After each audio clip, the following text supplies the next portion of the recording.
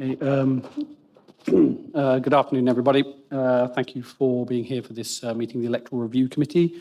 We're starting a couple of minutes late at 3 p.m. The first item of business, as it is the first meeting after the annual meeting of Council, is for the election of a chairman of the committee for the forthcoming year. Can I ask for nominations? Councillor Grant. Thank you very much. May I nominate Councillor Ashley O'Neill and seek a seconder, please? Lots of hands up there. So that's a second. Just for the avoidance of doubt, are there any other nominations?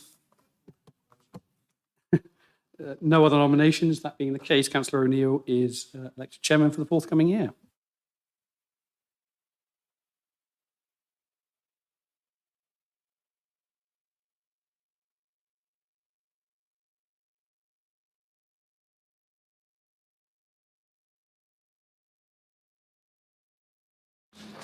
Right, we'll make a start. Good afternoon, everyone, and welcome you again to the meeting. I know Kieran already did it, but welcome to this meeting of Wiltshire Council's Electoral Review Committee.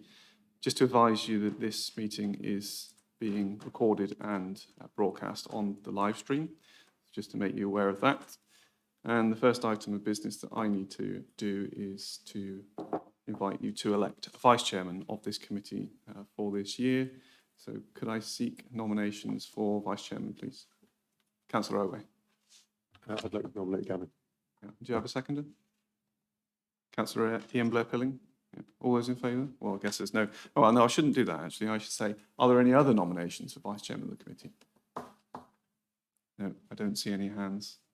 Therefore, congratulations, Gavin, you are Vice Chairman. Okay, item 3, apologies. Lisa or Kieran, do we have any apologies, please? We have apologies from Councillor Ernie Clark, who may be able to join us later. He's at another meeting. And Councillor Alison Bucknell is joining online from home. Thank you. And item 4, minutes of the previous meeting. We need to approve the minutes of our previous meeting that was held back in April now.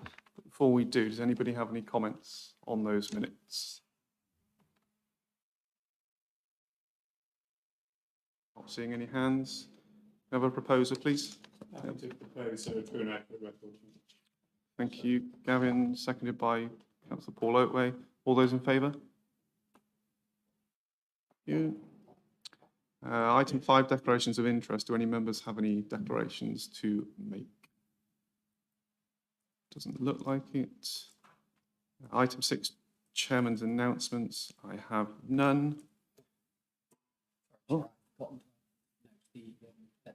About the previous review being approved by the LGBC? Yes, do you want to give an update on that, Kieran? Just to let the committee know that the recommendations from the last review, which were approved by council in October, we did have some delays getting that off to the LGBC to seek their consent, and they have now provided consent. So those will shortly be formally made and to come into effect. So the new parish of Derry Hill and Studley and the various other substantial changes. Those were very significant changes. And I think the committee can be very pleased that despite those being significant, including a number of divisional changes, which will be forthcoming, that the commission accepted your view. Thank you, Kieran.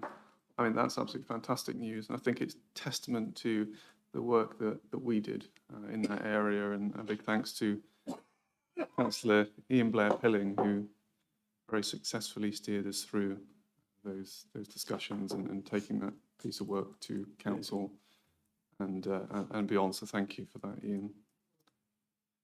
So item 7, public participation. I was going to say, is there any members of the public wishing to make a statement? I think there are, certainly from those of you that have joined us today. We can do this one of two ways. I can either take you under the relevant agenda item for anyone that wants to speak, or you can choose to make a statement now.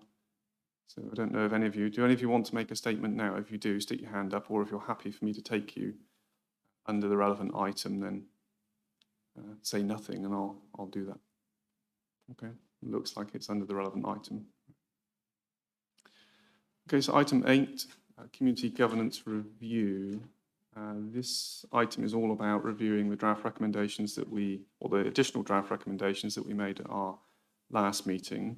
So you'll recall on the 20th of April that we decided to make further draft recommendations in 4 areas.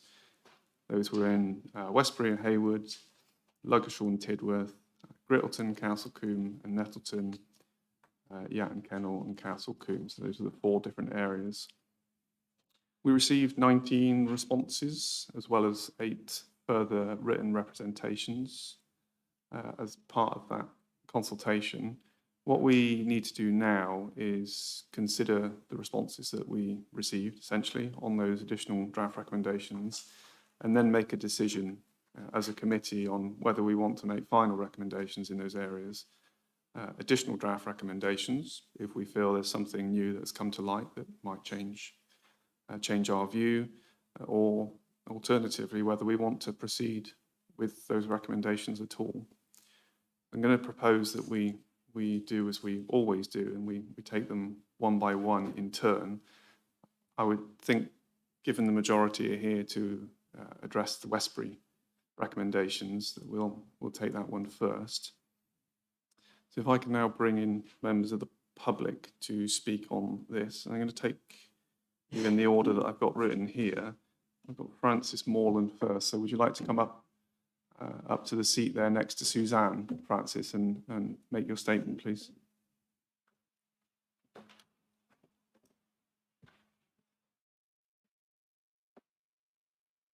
Thank you, Chair.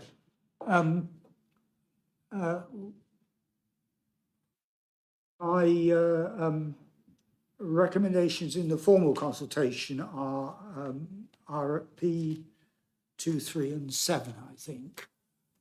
But I did on Saturday look at P8, which is Westbury Town Council's further submission, and I did pen something further to the Democratic Services Manager, which I can read out if it hasn't already been circulated. Please do, we haven't had it. Oh, right, very well, sir. I have reviewed my comments in the thread below in the light of the named criticism of me in Westbury Town Council's further submission dated 0706 2023, see comment P8, but found nothing inaccurate or misleading. The map in Westbury Town Council's further submission appears to have been obtained from a post on the Haywood and Hawkridge Neighbourhood Plan Facebook page made on or about the 6th of February 2019 relating to its rural housing needs survey. It seems unlikely, to say the least, that this was intended to illustrate a proposed extension to Haywood Parish Council's boundaries, as it uses a base map which, from the features shown, probably dates it to before the creation of Haywood Parish Council in 1896.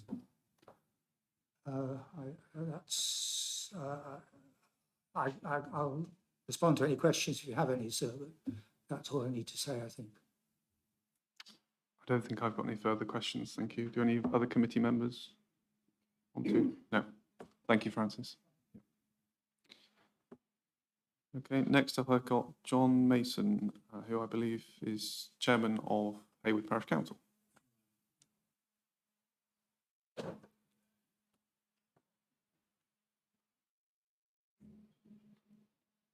Right hand button. Oh, sorry. Thank you very much. Thank you.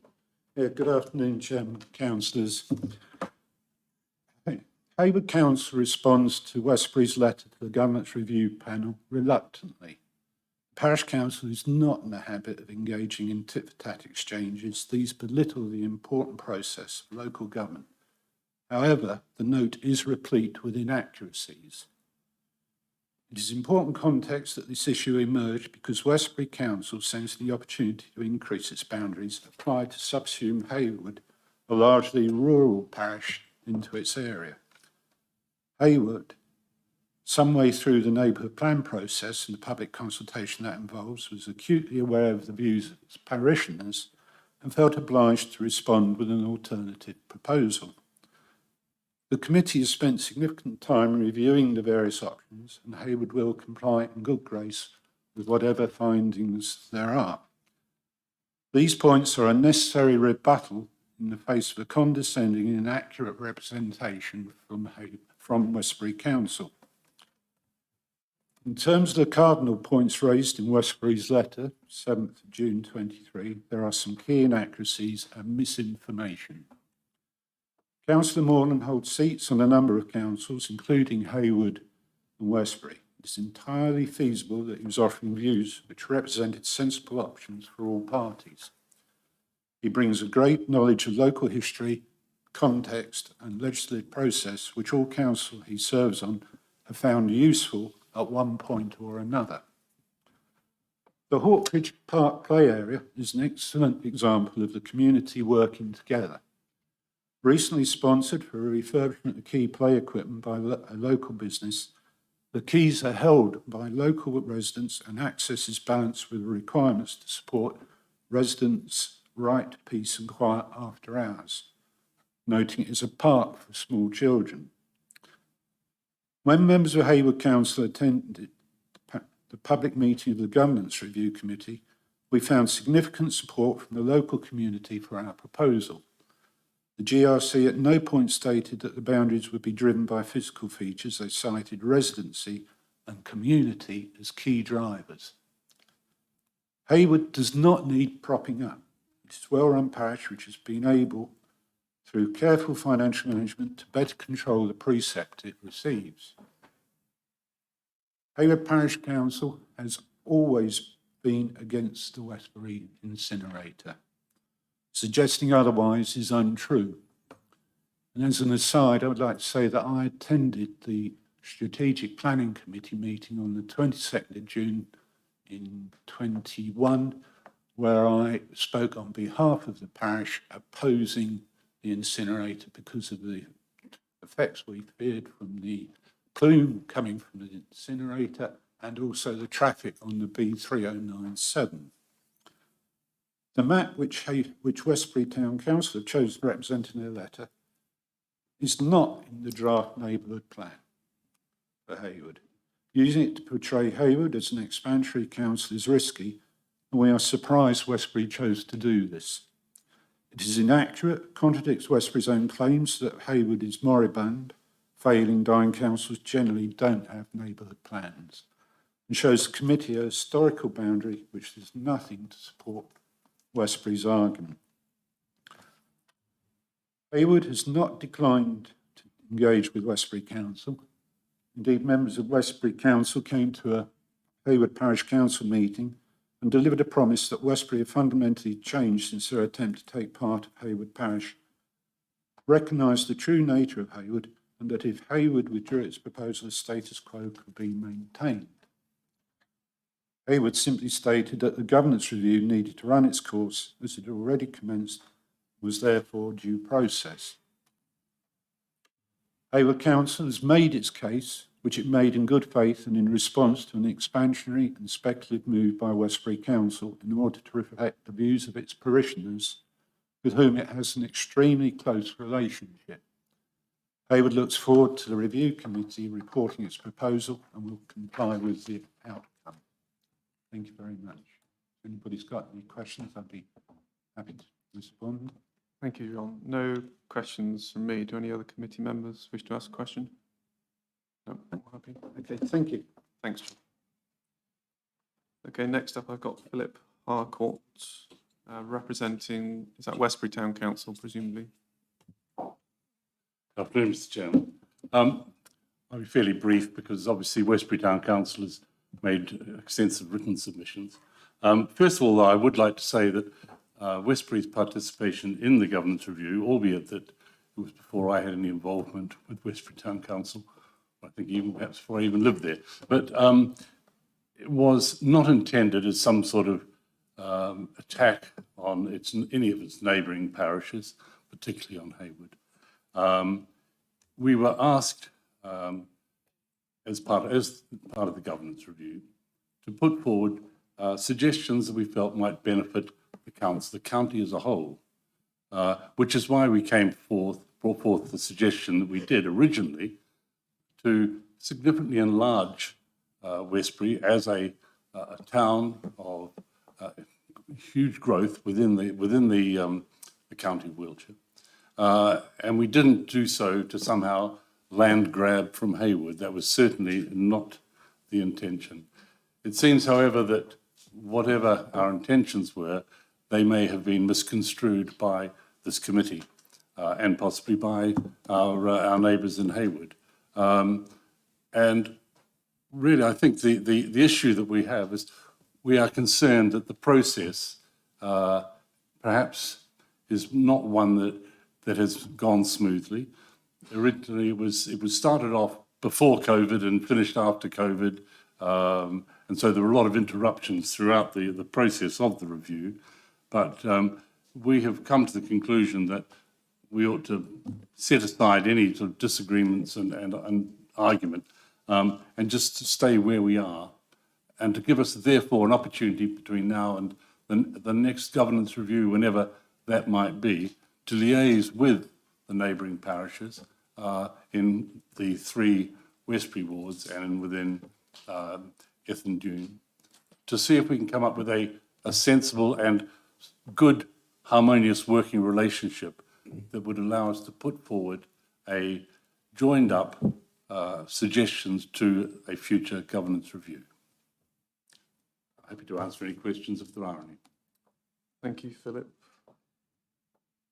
Just a couple of points from me then. I think we started this review at the midpoint of last year, not within the COVID period, so I'm not quite sure. I understood the original Yeah. proposal was 2019 that Westbury had made. Yeah, I think the submission may have been from earlier, but certainly from a Yeah. committee No, perspective. sorry, that's what I'm referring to, Mr. Chairman. We didn't start that process or this process until the midpoint of last year, so out of the COVID period. And of course, just to sort of address your point about whether it's a perceived land grab or not, as a committee, we are not interested in that terminology. What we are doing is, when a review comes to us, it is you okay, Kieran?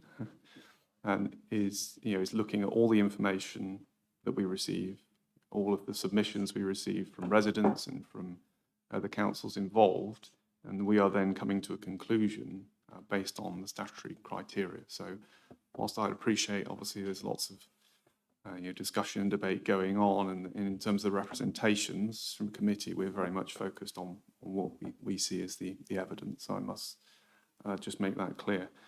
I'm sure that throughout the course of the debate, some of the points that were raised in Westbury's letter will be discussed and addressed in more detail, but thank you for your submission.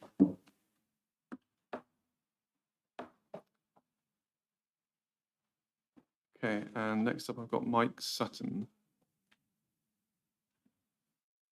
Mike, are you here representing Westbury Town Council or speaking in a personal capacity? I am here as representing Westbury Town Councillor as a councillor. Okay. Mayor, in fact, of Westbury. Go ahead, please.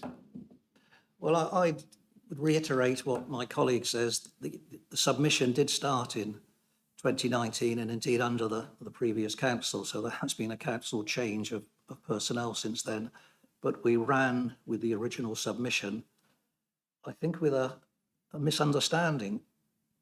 I was on that first panel.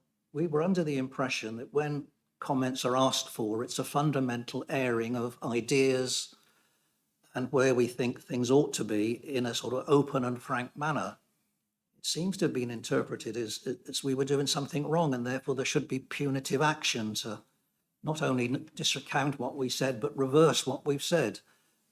And I can see no logic in that from a governance process. If the idea is you can't put forward ideas, they can be dismissed, they can be classed as irrelevant or not practical. But if the idea is to open up a debate and have a mature discussion, then you shouldn't be penalised for those views. Otherwise, as a parish council, and I guess as a unitary council, debate will be stifled. What's the point of having a view if that view is then punished? And that's what's happening. Westbury is a historic town. Things like the station and the area around there are completely conversant with the town. I don't think anybody around the station thinks they're living anywhere else. All of the recent developments on Station Road and nearby the Ham have been from developers on the grounds they're moving to Westbury and developing in Westbury. And I also have some doubts about the process. When the original views were held, nobody on that panel knew that Vivash Park was a 300,000 per year park to be run. It's an urban park requiring £356,000 per year to run. And so the panel awarded that to Hayward initially, which suggests to me they had no knowledge of what they were actually discussing. It seems to me if any panel's going to make critical decisions, they should be in full possession of the facts. So we're very much upset by this process.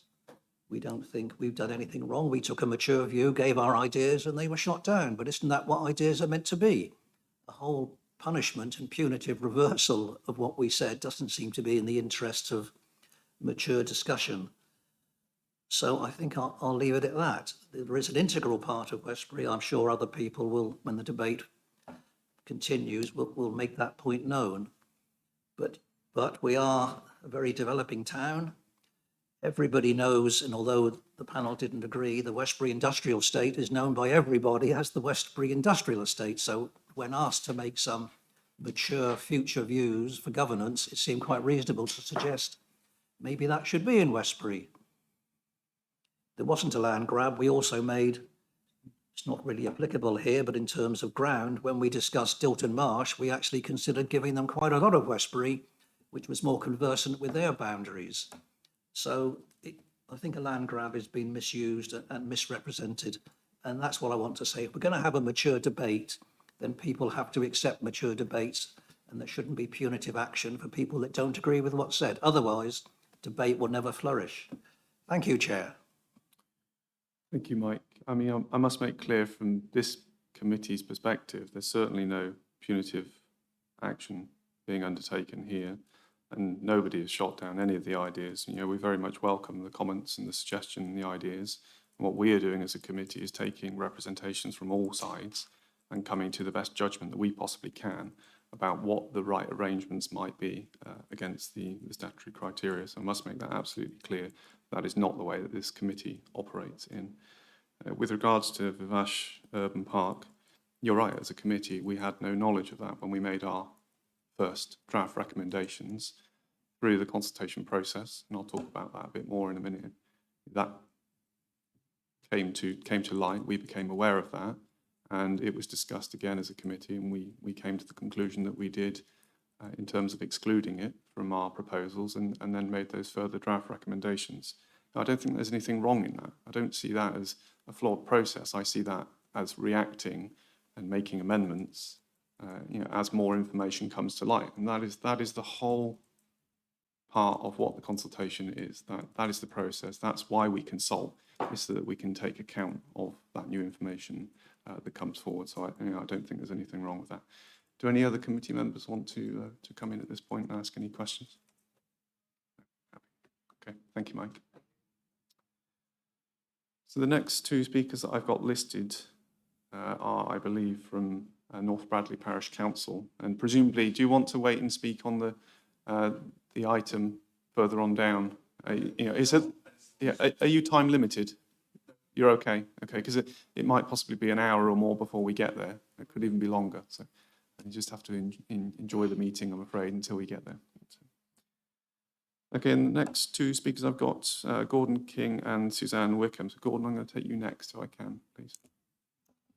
Yeah, thank you very much, Ashley, and good afternoon, panel. As you know, I am a member of Westbury Town Council, but I am also a member of this council, and as such, I bridge the kind of gap between the two, and I have generally allowed Westbury Town Council to make its own submissions as regards this this process, and I indeed have made my own.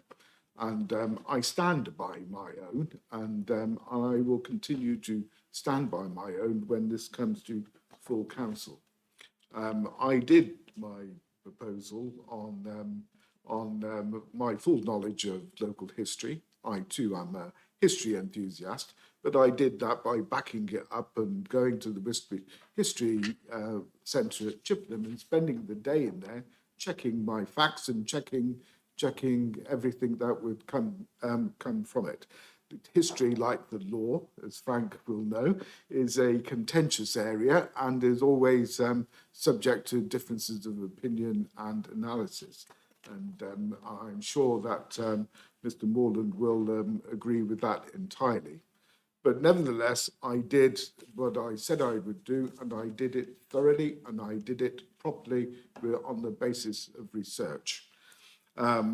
I remember full well the meeting at Hayward Parish Hall when I did say, and I did issue to John and the council, Hayward, a formal apology for what went before. And we did make offer that that everything should be withdrawn and moved to the status quo, but they were not, as he said himself, prepared to do that, but to allow the community governance review to run its course. But having said that, if they were to do that, then we had to defend against that ourselves, and which is what we have done, and make sure that our view is quite properly put and quite properly understood. As I said, I stand by it entirely. I think it was right and it was proper, and I agree with Mike Sutton to the extent that there was never any intention to land grab whatsoever, but to put right what are the proper community relationships which go. The Ham has always been a constituent part of Westbury and within the Westbury Tide area. It is the old industrial area of Westbury. I showed you within my submissions the old and the new industries which are there. The Westbury Trading Estate joins with Westbury Town Council in a number of joint ventures, including its CCTV relationships. It looks to Westbury both for security, advice, and for other things. It is known locally within this county in other ways, not as the West Wiltshire Trading Estate, but the Westbury Area Trading Estate. Indeed, if you follow the route signs along the A350, it will mention the Westbury Area Trading Estate.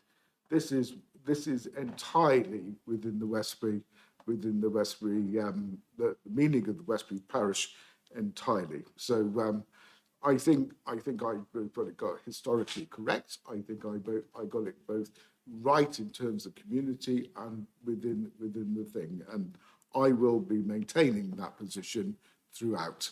And again, if you want to ask any question, please do so. Thank you, Gordon. Nothing from me. Do any other committee members want to ask anything of Gordon? Yeah, Ian, please. And do, if I may, quickly. Thank you, Gordon. And I'll come back later in comments to people's motives and arguments that have been used. But I just want to clarify, please.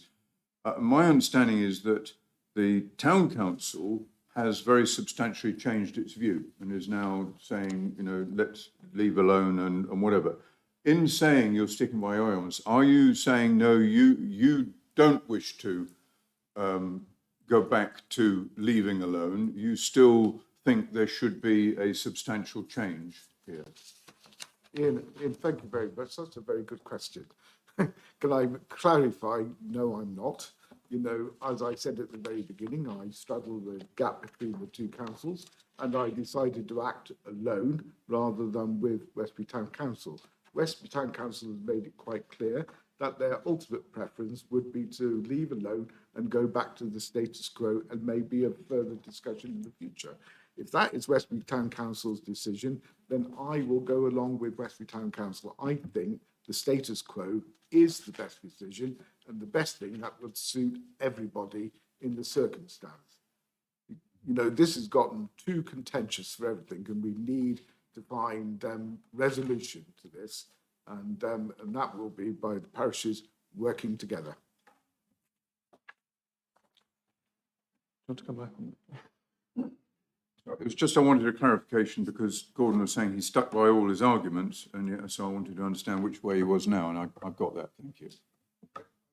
Think I also said that when the chairman of Hayward said that we will stick to the community governance review and follow its course, we had to stick to what we were doing.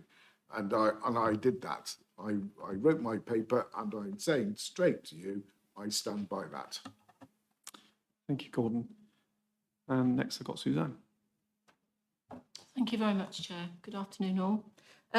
I've got a couple of reflections, actually, on the statement that Westbury Town Council has made to you recently. I would just like to start on, and I've always called it Westwalt's Trading Estate, and I can't apologise for that, I always have.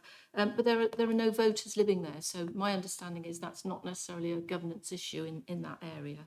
But that aside, I'd really like to talk about the tone and the accuracy and content of the statement made by Westbury Town Council to you recently. First and foremost, I would say that anyone preparing a document, any individual or organisation, really probably should be very wary about taking statements on Facebook as evidence, because we all know what happens on Facebook. And there are some comments on there which read on their own may well paint a particular picture. But I have serious concerns, as I say, regarding the tone, and as I've said, the content. It's to do with the play park, it's to do with the trading estate, the neighbourhood plan, and indeed the objection to NREL. I won't outline those because Councillor Masson has already done so. But I'm really concerned that when, and they are false statements in many occasions, they're made, they could well cause the reputation of both Hayward Parish Council and indeed the individual councillors to be damaged. And I do find that really concerning. If a member of the public who doesn't really know an awful lot about this process or what's gone before reads those comments, I think they would well think less of Hayward than perhaps they did before then. And I think one way to perhaps redress that would be for Westbury Town Council to provide an accurate change of tone and the words and be more accurate about the content of those particular statements they've made. It would be really good to see that published on their website and indeed passed to Westbury Town, to the White Horse News, which is one of the newspapers that's very widely circulated in the area and in the villages. And I think a document clarifying those statements would benefit everybody and actually would alleviate my concerns about what I've said. I think I'll leave it there, Chair, because a lot of the content was actually covered by Councillor Masson in his statement. Happy to take any questions. Thank you, Suzanne. No questions from me. Do any committee members want to ask Suzanne anything? Nope, I'm not seeing any hands. Thank you. Thank you, Suzanne. Okay, so that brings us to the end of our public participation, if you like. And I think we're all pretty well in tune with this particular area that's under review, given the number of times that we've looked at it and the discussions that we have had. If you recall, at our last meeting, we did make those further draft recommendations around the area of the Vash Urban Park. And that was obviously as a result of further information that came to our attention as a result of the consultation that we did on our initial draft recommendations. So in terms of the responses that we've received, the latest consultation, we had 18 responses to the online survey. 13 were stating agreement with our recommendations, 3 disagreements, 2 seeking amendments, which were both about the Vash Urban Park, which we've already addressed. So I think they were referring back to the previous initial recommendations.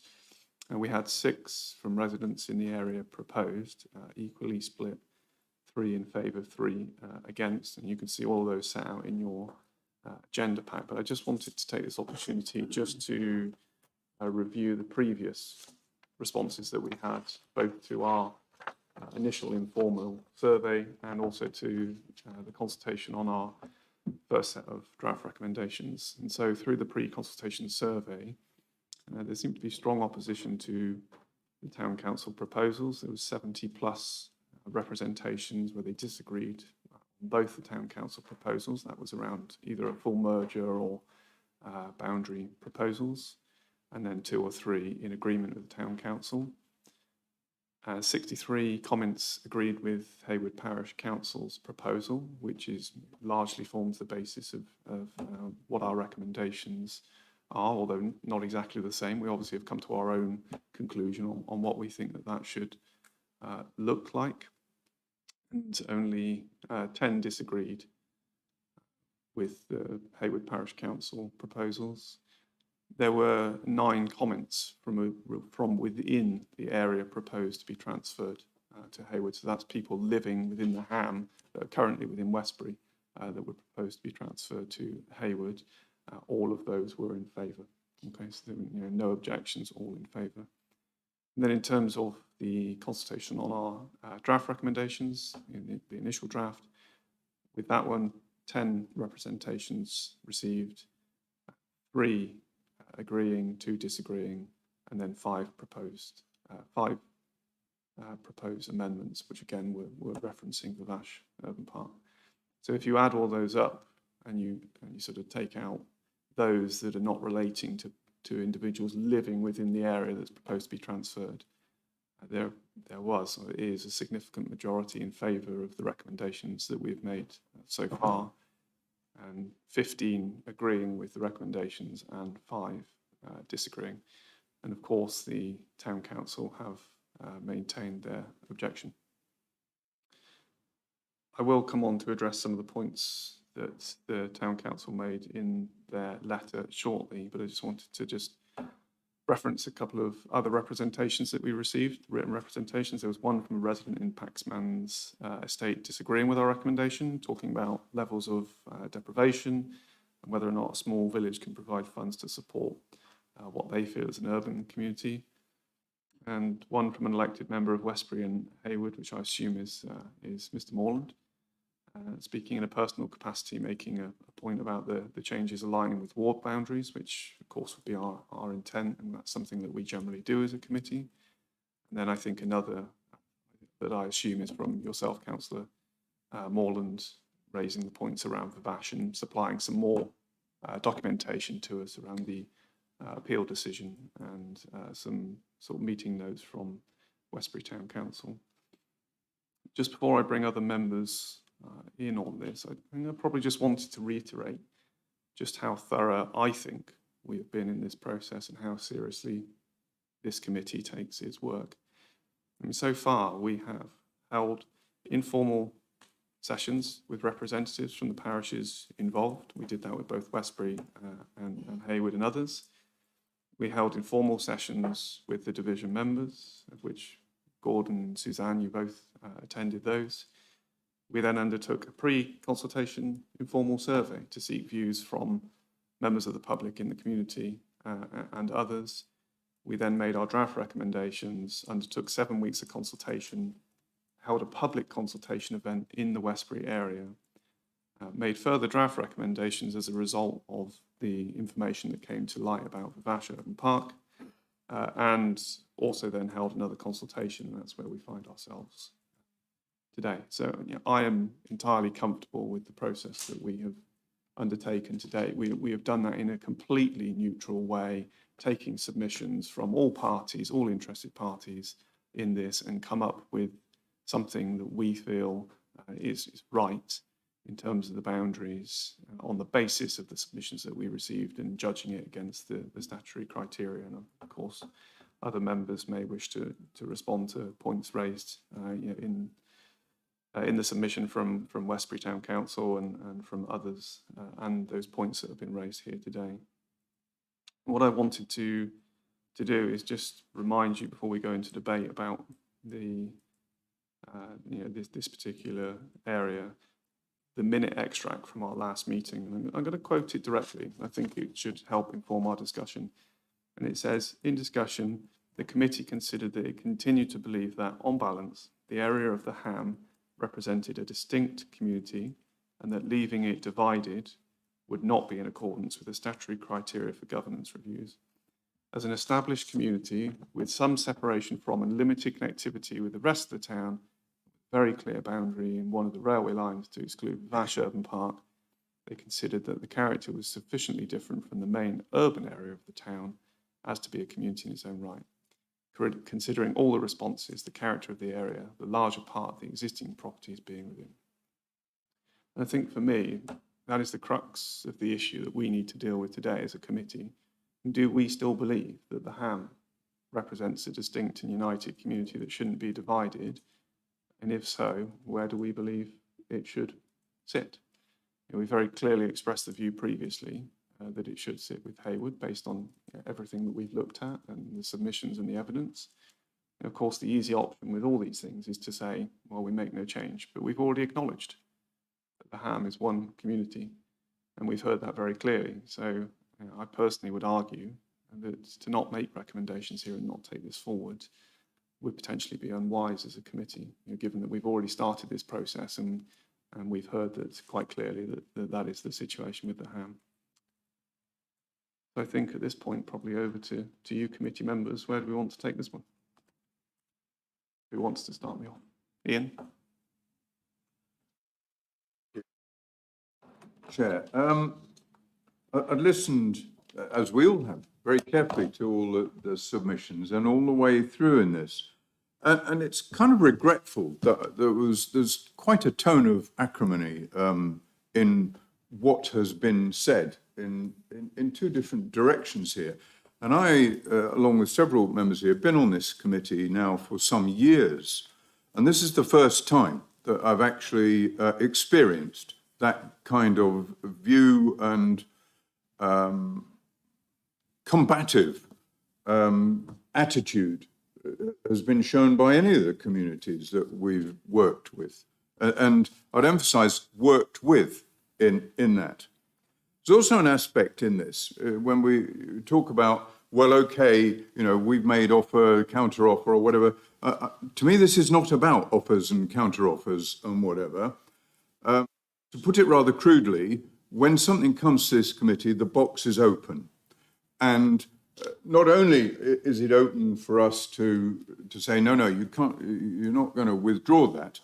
We have it within our gift to look at wider issues around this, the other matters that may come up. So please let's not misunderstand how the committee approaches all of these things.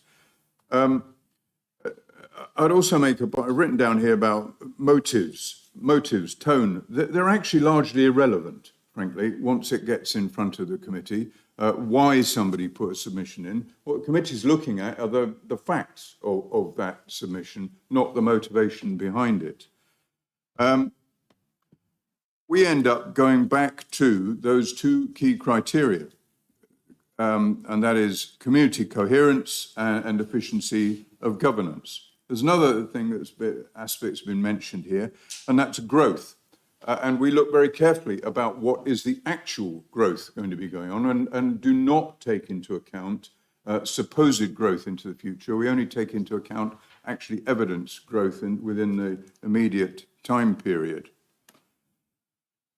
Chairman mentioned the boundaries and actual boundary, and certainly in the last committee, one of the major ones we addressed was about trying to find that natural boundary that separated communities.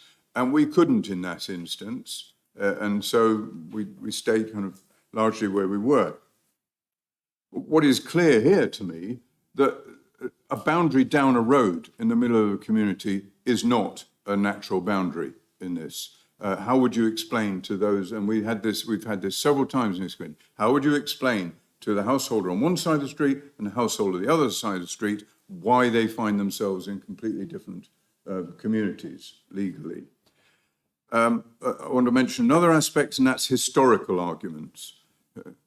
And they have a relevance, but I'm afraid certainly not in my mind as a defining factor. What I am interested in is the present and the future for these communities, not what might have been 50 years ago or 100 years ago in that. So I come back to all of this, and I have been there, and I've looked around and see, in my mind, as Chairman says, this is what we're talking about here is one cohesive group of residences.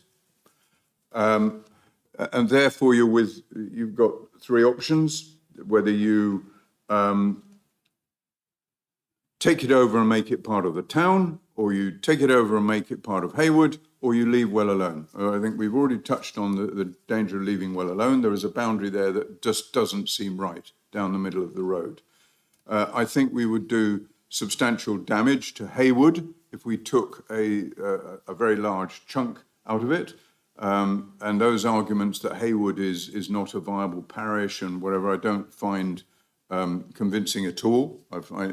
My view, it is a very viable parish, and in terms of its responsibilities, has every capability of taking on what is there. We've made that adjustment about the park.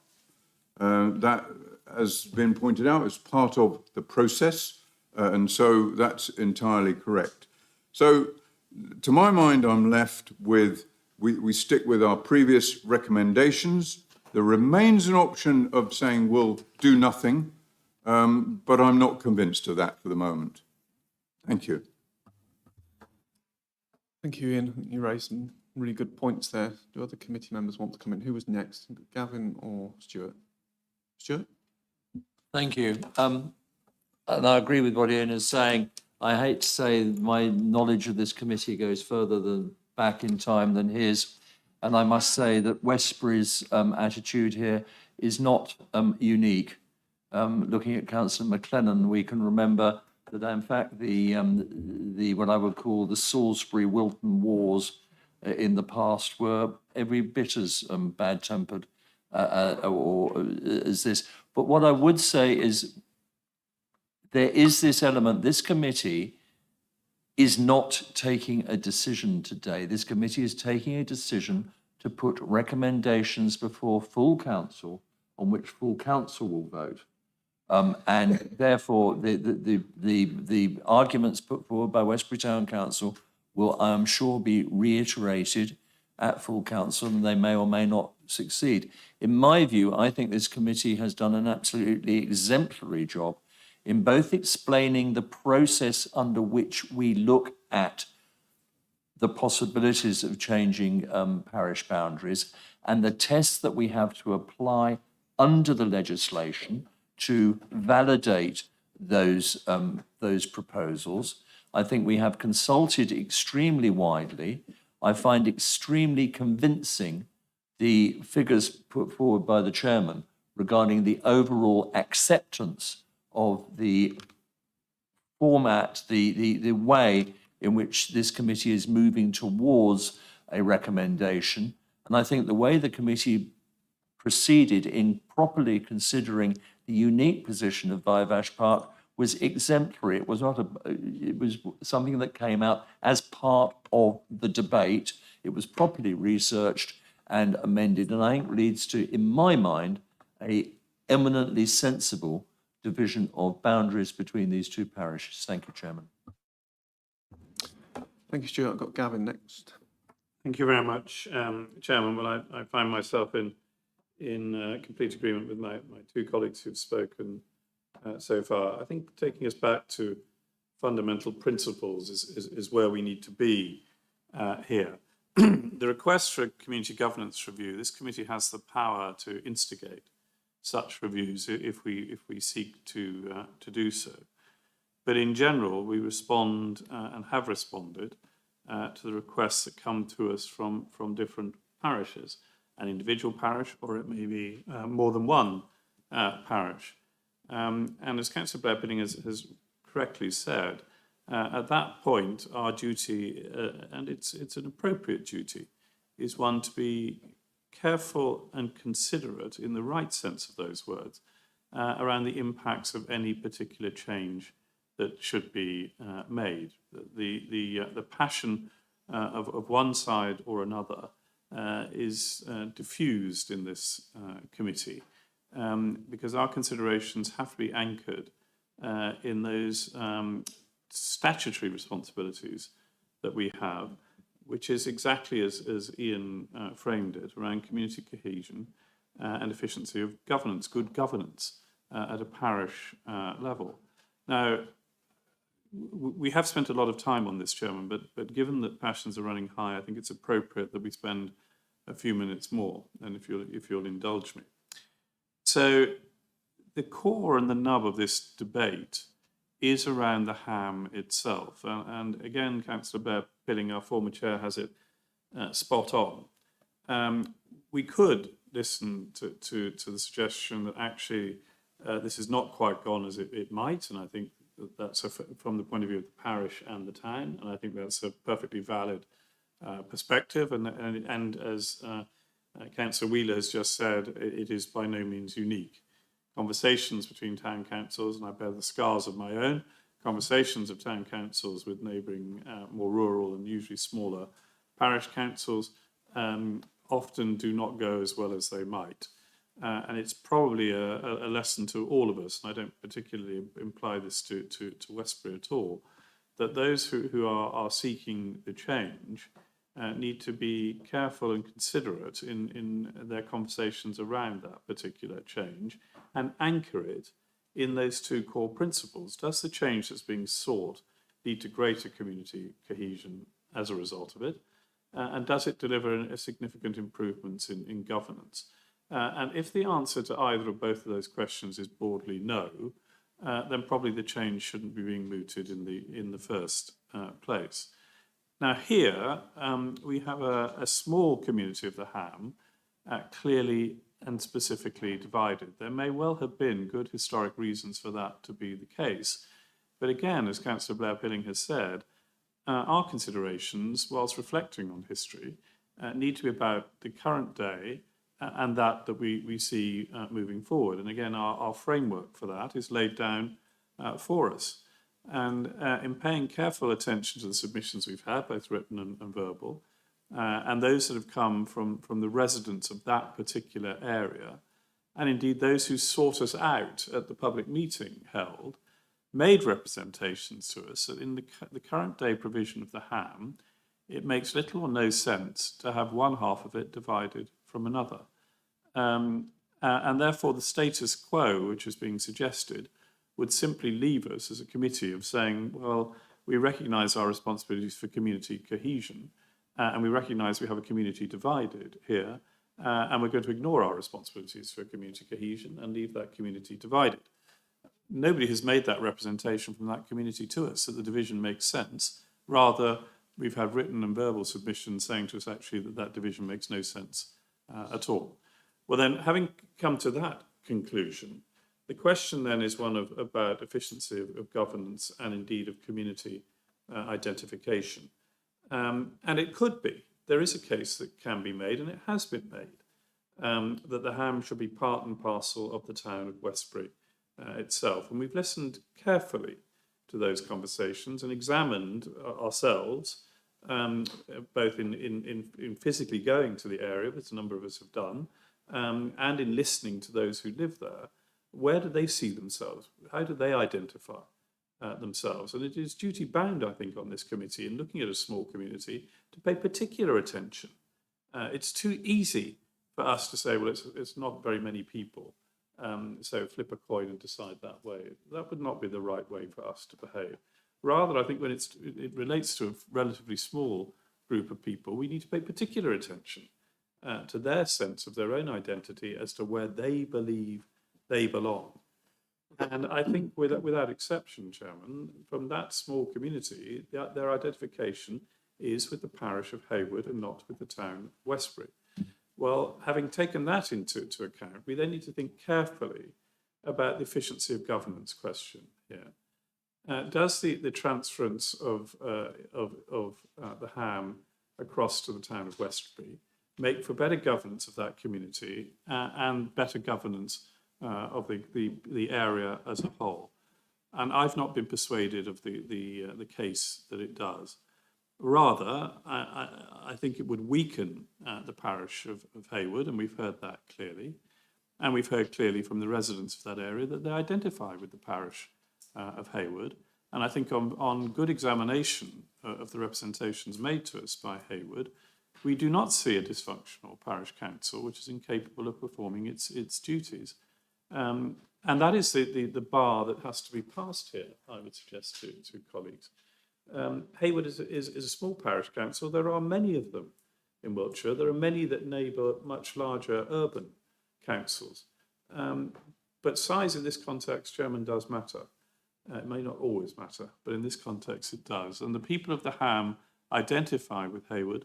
They want to be one rather than divided in half. And to my mind, having listened to all of that, I think that we have done is correct. And my vote will be for sticking to it. Lastly, let me just say this. If colleagues' reflections outside of this committee, the parties outside of this committee, is this could have gone a lot better, I would say indeed. And we will have debates later today where parishes have come together to resolve a problem, sat around a table and debated that problem, have been enabled to come together and form a unified view as to how that particular difficulty should be resolved. It's not always possible, but if that isn't the outset of intent, then quite often this committee ends up with a position where people feel, as they clearly do, aggrieved and frustrated. Well, if I may gently say, I think that frustration starts somewhere else than in this particular committee's deliberations. I think we've done a very thorough job, and I think our conclusions are the right ones, Chairman. Thank you, Gavin. Do any other committee members want to speak? Ian McLennan. Thank you, Chairman. Yeah, carrying on from the others, really. We were presented with a decision to make. We've fully consulted residents. We've looked at it ourselves. We've actually amended our recommendations based on the outcome of the consultation. And what we've got now strengthens a particular parish council without weakening a town. And the people that live in the area affected will be happy with the outcome. I think that our recommendation is solid. Going back to the previous conversations about open warfare versus collaboration and discussion, there is no doubt that there are people in this room with scars, victorious scars at that, but equally, so much can be overcome or just left untouched and unaltered by having those conversations in advance of putting things into Wiltshire Council, where we are obliged to look at them. And if towns and parishes got together and had a chat about various developments going to happen or apparent oddities that can be resolved, then put a combined resolution to us, then those are so much easier all round. It's a bit late for that now in this particular case, but no doubt that should be our message come full council to all parishes and towns where they look to gain from others or lose to others. You know, there are occasions when a parish says, look, this is coming our way and we think it belongs to you. And that's all good and well. Thank you, Chairman. Thanks, Ian. Jackie or Paul, do you want to take the opportunity to say anything? I only want to say thank you for coming. We have listened to what you've had to say, and I agree with what my fellow councillors have said. And it is a shame that before a submission is even put into the council, that all parties don't get together and have a little chat first and make sure that they're all on the same page. Thank you, Jackie. Paul? Good. No, Chair, I think it's all been said, but the only thing I would make a comment on is what Councillor Wickham raised. As the Chairman of the Standards Committee, I always find it quite disappointing when a statutory body should take to Facebook on these sort of issues. I really think that is unwise, but I fully support all that's been said here today.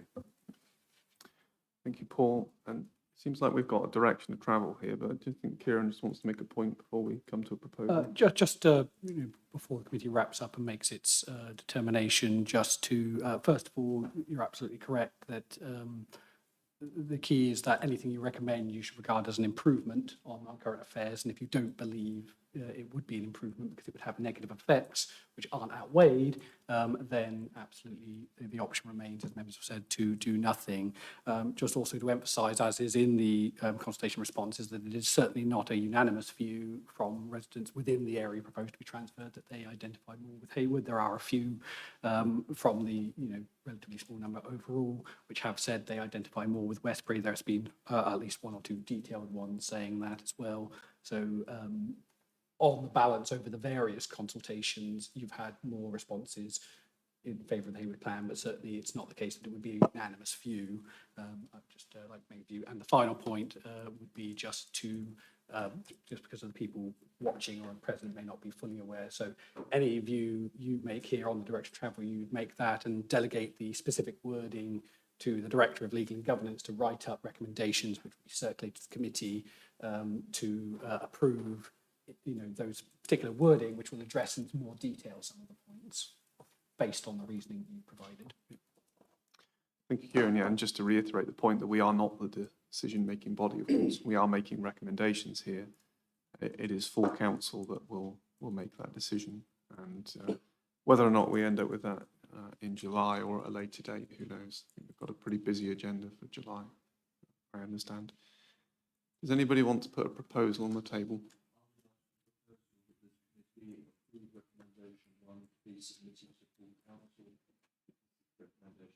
Yeah. Oh, microphone, sorry. Stuart, microphone.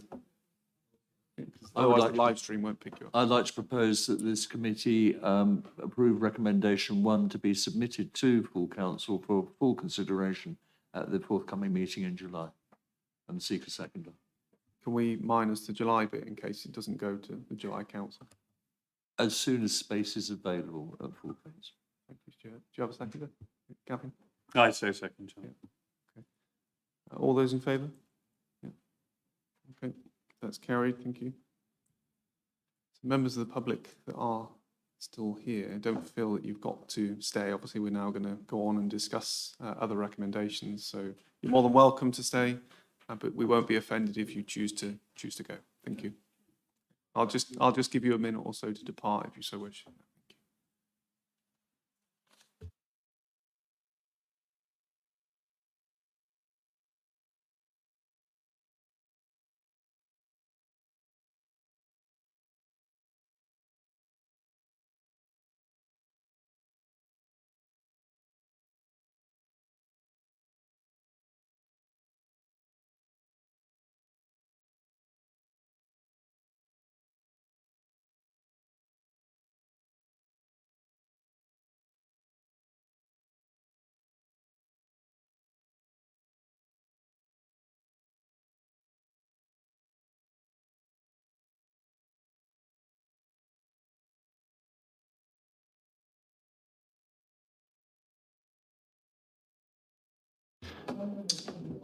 Okay, members, we will continue, if we may.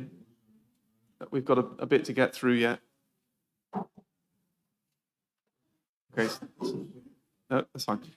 Hopefully, the rest of what we need to look at is probably slightly less contentious than the one we've just dealt with. So the next one is Luggeshall. It better be.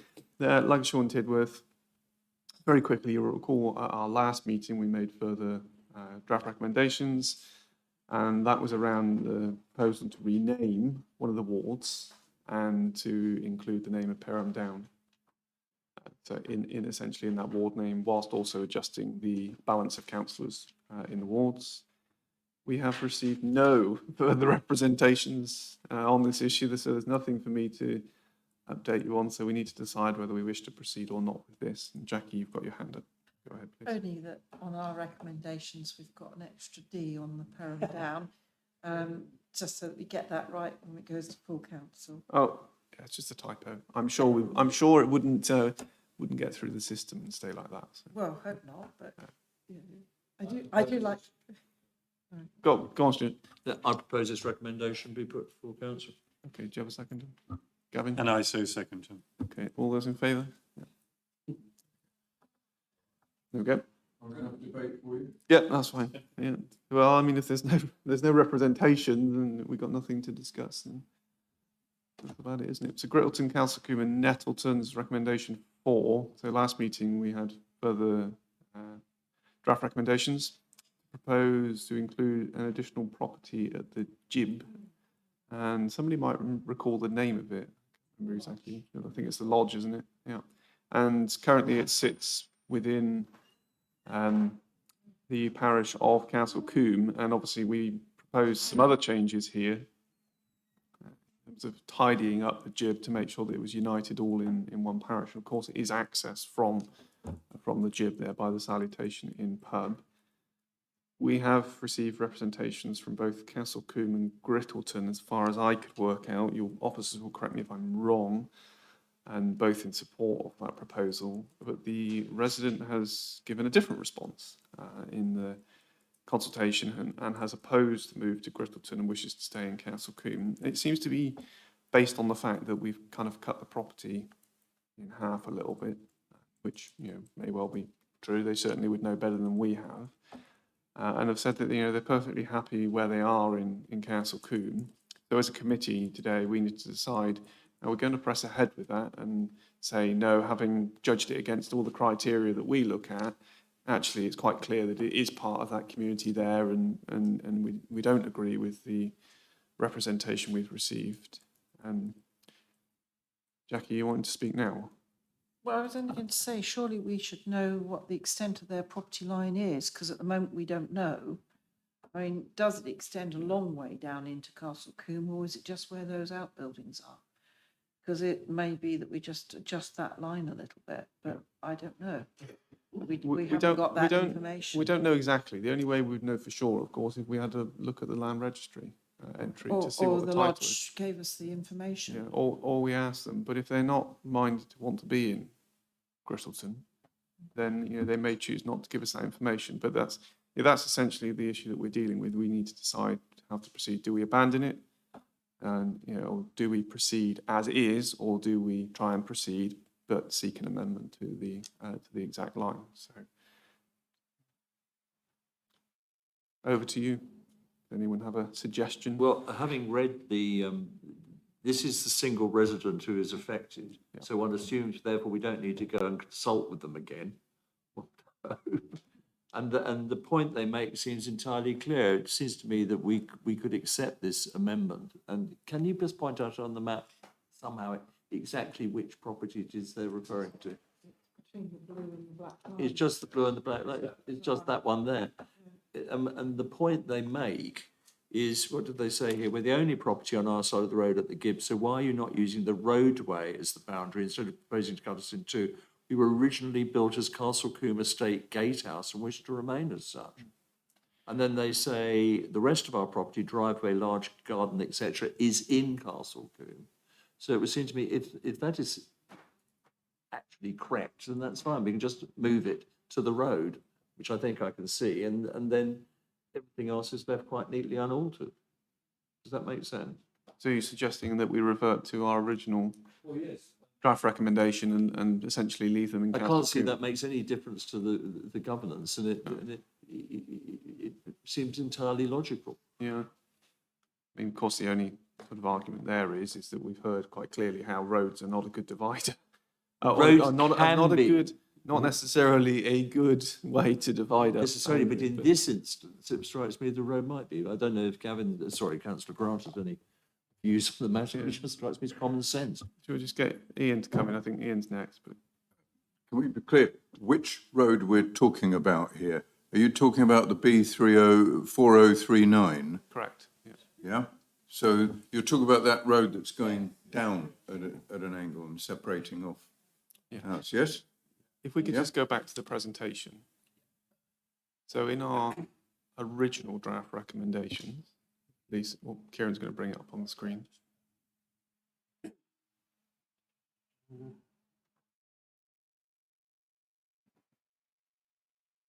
So essentially, what we suggested or what we recommended initially, everything is the same there, but the line, that blue line there, went right up the road to that dashed black line, essentially. And then it was through the process of consulting on our recommendations that it was brought to our attention that that property there obviously is present. And given that we were uniting the whole of the GIB into one community, into one parish council area as it's one community, that it would be sensible to include that property there as it is also part of that community of the GIB. And that is, that is the issue we've got here. It's not the whole property, yes. And then they're saying, well, we'd rather stay with Council Coombe. So, and that's three options. You either go back to the original recommendation, we either amend this one, or we proceed with it as is. That's the three options. Can I come back? Because Yes, I just you can. started with a question. I do think there is a consistency in what we're recommending here and what we recommended previously, where we identify the community. I don't think I think we're at risk if we start taking an individual view. Well, do you want to be in the community or don't you want to? That property could be sold in 6 months' time. Somebody else could be in it, just as in planning. It's it is not necessarily to do with the current incumbent. It's to do with the generalisation of community, I would suggest in this. So my inclination is to say, no, that seems to me to be a part of the GIB. If we want to make an adjustment, maybe, and the property owner thinks that their buildings and some of their property should be in, well, fine, but even then you might start getting into a tangle, because how far out does that line go? And again, we're about residents, not about farm buildings and so on in this, and commercial buildings. So I would personally be with either staying where we are or exploring the option of, if it's a minor change, including the outbuildings, but not sure of the big point in that. I'll let Kieran come in. Yes, I think the difficulty here is we didn't know what the property line was exactly, and the lines on the map, we did ask Grittleton, I believe, to try and give us some pointers, and so I think we may have thought that we drew the line around what the property was, and it might be the sort of lighter green bit that is theirs, or is more of it. It's certainly a long way away from Castle Coombe. It's the village itself, and so, as the chairman says, you've got the three options. If you did stick with what you've recommended here, and it is true that their large garden, I mean, as they put it, their driveway large garden is in Castle Coombe, well, as Councillor Wheeler, I think, said, is the residence would not be. And I suppose if anybody ever built any properties in their large garden and there were residents there, it could always be revisited. If that was the way you wanted to go. Go on, Stuart, and then I'll make an observation. I'm going to say we are at risk of not doing what they did sensibly. I own a property which is a house with a paddock attached. The parish boundary used to run down the boundary of my house garden and the paddock. And part of it I would have been represented by Councillor Oatway.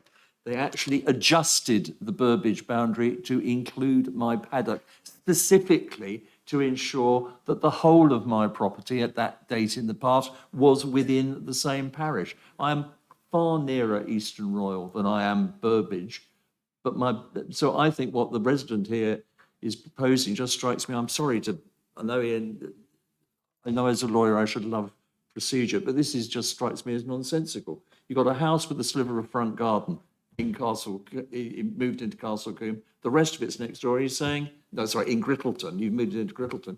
He's just saying this doesn't make sense to us. Just run it down the road and leave us where we were.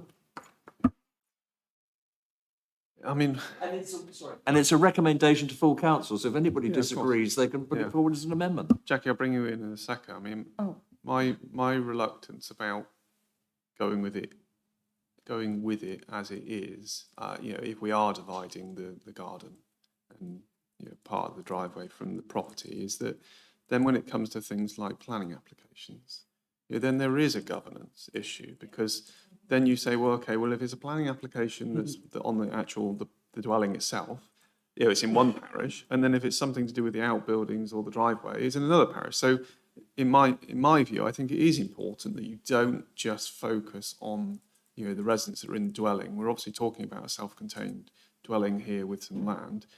I think we do one or two things. we either agree with the assessment that the resident has made. I personally think that actually the community link is more important to me than just trying to line it up with the road. I think that kind of flies against the arguments that we've just made in the Westbury situation. I think that we should look to try and establish a boundary line which is consistent with the extent of the property. That would be my preference, but I appreciate others may disagree with me. Jackie. Oh, Jackie, just quickly then, and I'll bring Gavin in.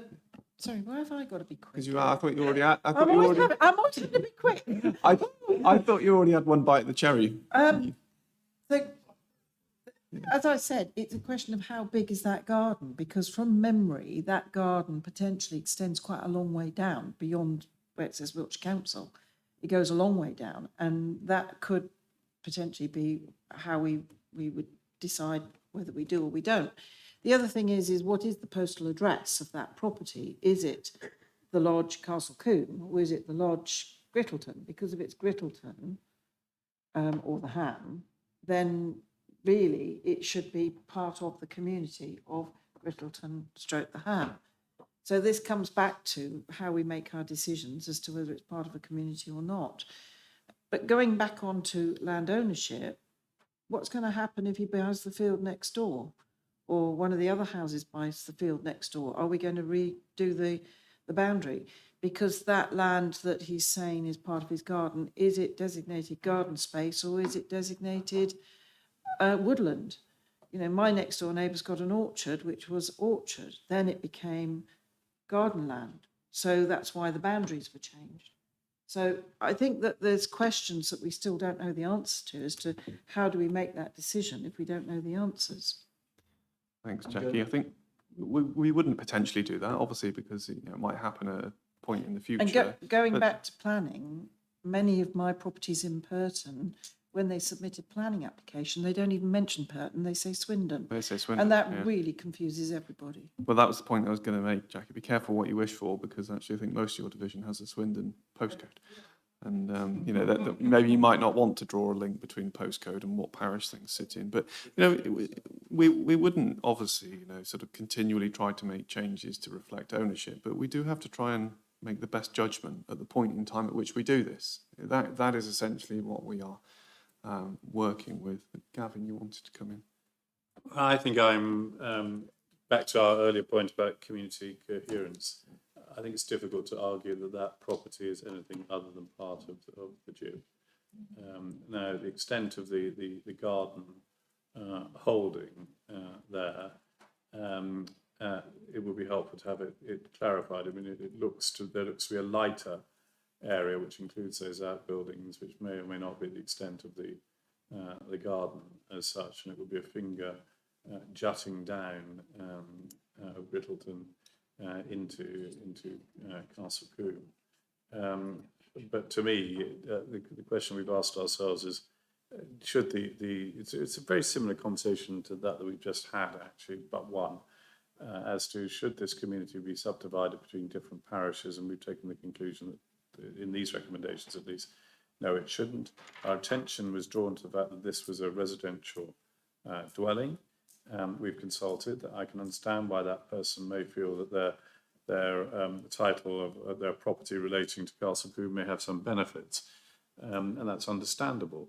But where does it relate to? It doesn't relate to Grittleton or Castle Combe. It relates to the GIB, and I think having it within the frame of the GIB is the right, and the whole of the GIB being in one parish, to me, is the right thing to do. Yeah, and I'm just wondering if there's a way forward with this where can we make some kind of delegation to, you know, sort of, if the intent and we're saying here is that this is what we think, can we go away and try and get a better line? Because obviously we've heard one view, which would be just to revert to the previous proposal, draw it down the line. But if there is a consensus that you feel that the property does belong in the GIB, depending on what its property line is. I mean, it may be a very large garden, but it's not large in the grand scheme of the parish line running up there, because it's many, many miles away from Castle Combe, and the Castle Combe being in the address, the salutation inn made the same point. The address will still probably say Castle Combe, regardless of which parish it's in. But I'd be happy for us to go away and try and determine what the property line is, and thus prepare an additional line for consultation, you can delegate at that point, we can consult with the committee to see, okay, do you want to consult on this line? So you can essentially delegate the decision on this one to be depending on what that property line is. If you're happy with that line to go into the GIB, then we can consult on that at some point. And if it's not going to July Council, there's plenty of time to do that, because the only people who need to be consulted with are the 2 parishes and the 1 resident. So that would be a very simple consultation. And if you're of the opinion, it's like, well, that's just too large a chunk, it doesn't make any sense, let's revert to our original proposal. In either way, if it's not going to July, there's going to be another committee meeting before October Council in which you can make your definitive view. Thank you, Kieran. So how do we feel about that? Stuart, I know you held a counter view, but are you sort of willing to give way? Yeah. Okay. Ian, do you want to come in? Sorry. Yeah, I'm not sold. At the beginning, you are our expert on the GIB rather than the GIB. And you answered questions about the road, but we never knew that this property existed. The owner of the property has come back, basically disowning the GIB as being their community and saying that they relate to this Castle Combe estate and have lots of grounds within it. So if, what we have to determine is, what is that relationship with Castle Combe? Is it actually a relationship? Does the drive go up to some big house somewhere, or what is the relationship of that estate and this gatehouse that was in today's context? And how does that property, if at all, connect itself to the GIB? And if, depending on the answer to those questions, I think is where we plonk the whole thing, because as Stuart says, there could be some grounds that actually are quite extensive that lean it towards Castle Combe because of its nature of original build, rather than a connection to the rest of this build called the GIB, where it doesn't seem to identify. So we could potentially tease that out through making the delegation to Kieran to explore it in more detail. Yeah. Yeah. And then we can take the final decision. I'll turn my mic off. I'm happy that we go that way. I'm just unhappy in making a decision that doesn't seem very clear. We will have another bite at this. We'll have to make a final recommendation on it. I know you could say, oh, not again, but we're not in the business of making quick decisions. We're in the business of making good decisions. So I'm personally not concerned about small delays, so that we can make sure that we get this right. And let's explore if there is a better line, and if not, then we can look again. Okay, we're all happy with that. Do we need a proposal, Kieran? Do you want a formal proposal? Please, does anyone want to move something on that? Well, I'll attempt it, Chairman, that we delegate to our Democratic Services officer to examine the boundary line of this property, and to bring on that examination to make through you as chair, to bring a recommendation back to us, if that will suffice. Do you have a second? Yeah. All those in favour? Yeah. Happy with Jackie? Yeah. Okay. Unanimous. Thank you. Okay, and then our last one of the 4 that we need to address is in Kennel and Castle Combe. So you'll recall at our last meeting that we did make further recommendations, and that was to include the additional property at Longdean, if you recall, which is currently in the parish of Castle Combe. And we had a representation from Yat Kennel to say, well, that made no sense given where it was in its proximity to everything else at Longdean. And so we have made that recommendation. We've received no representation, and officers will correct me if I'm wrong, relating to that. There did appear to be a further representation, though, but that actually seemed to disagree with our more substantive proposals around the boundary changes on the A420, raising the point about not paying additional council tax. It didn't seem to be, relating to this specific dwelling. Kieran, I'm might sure have been an officer error, by which I mean me, including a previous comment. Okay. Yes, and in terms of Castle Combe, while they did reply to an email which was specifically relating to the JIB, which they said they were in favour of, it wasn't clear that they made reference to this one. I have gone back to them and asked if they could confirm, and unfortunately they have not responded. However, that's not necessarily prohibitive. Yeah, and Keen are all in favour, and if you feel it is a good proposal, you can.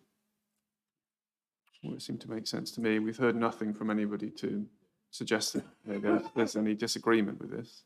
And, like we did with the Culloden and Biddiston and Slaughterford situation, where we heard quite clearly that they didn't think our recommendations were a good fit, and we reverted to our previous recommendations. So I personally am happy that we continue as is with this, and can I have a proposal then, please? Yeah, Stuart.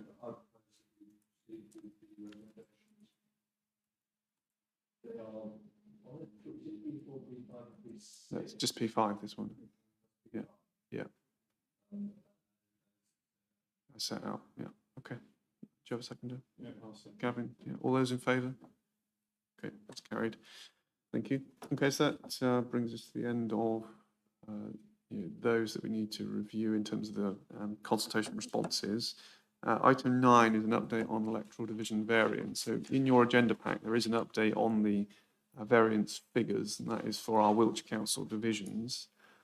You may or may well not know that the LGBCE, that's the Local Government Boundary Commission for England, conducts reviews of principal authorities' boundaries, either at the request of that local authority, or if one ward is plus or minus 30%, or if 30% of wards have a variance of plus or minus 10%. I mean, we all know that we went through this process in the last council term. It was a huge piece of work, on all parties, and not something that we obviously want to be repeating too often if we can get away with it. What I actually asked of officers, and we asked it as a committee, is that we kept updated on those figures regularly.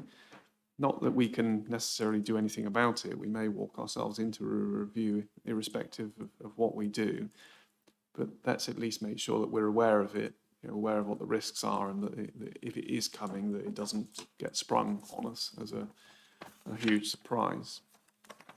So where we are with it currently, so we have 12 of the 20 divisions, we have 20 divisions over the 10% variance. 12 of them either have had no change or have moved in the right direction since 2022.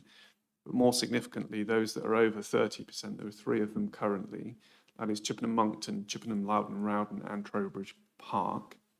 All 3 of them are linked to developments that are either not coming forward as planned or less slowly than planned. So that is Rawlings Green for Chippenham Monkton. For Chippenham, yeah, they're way too low. Yeah, so Chippenham, I think, is 2,200 electors. I think it's some 42% below variance, so it's quite a significant figure. Chippenham Loudon Rowden, I think that one will start to come in because that is starting to be developed out now. It's just taken a bit longer than expected. And Trowbridge Park is obviously relating to Ashton Park, which is near West Ashton. So that's why those are in that situation. The one I think that probably concerns me more than any is our favourite division of Purton, dear old Jackie over there, that is currently 28% over and quite clearly has no chance of coming back down in terms of you're not suddenly going to lose lots of dwellings in there, unlike the ones that are below, which can obviously have development to bring them within. So if anything is probably going to trigger us into a review, is probably likely to be Purton. So we just need to keep an eye on it. We need to be aware of it. There's not a huge amount that we can do about it. I don't know if we can possibly conduct a mini review, but even if we were able to do that, where you play with the numbers, Gavin, you'll know this from the scars that we bear from the process, where you're able to adjust the figures in one area, you're constrained unless you really are able to shift the whole thing around. So I'm not even sure how possible that would be. And I think actually as a matter of principle, whilst it's technically possible for the LGBC to undertake those kind of reviews, I don't think there's any precedent for that taking place, is how I understand it. Kieran, I don't know if you wish to add anything or any, and then members can maybe comment.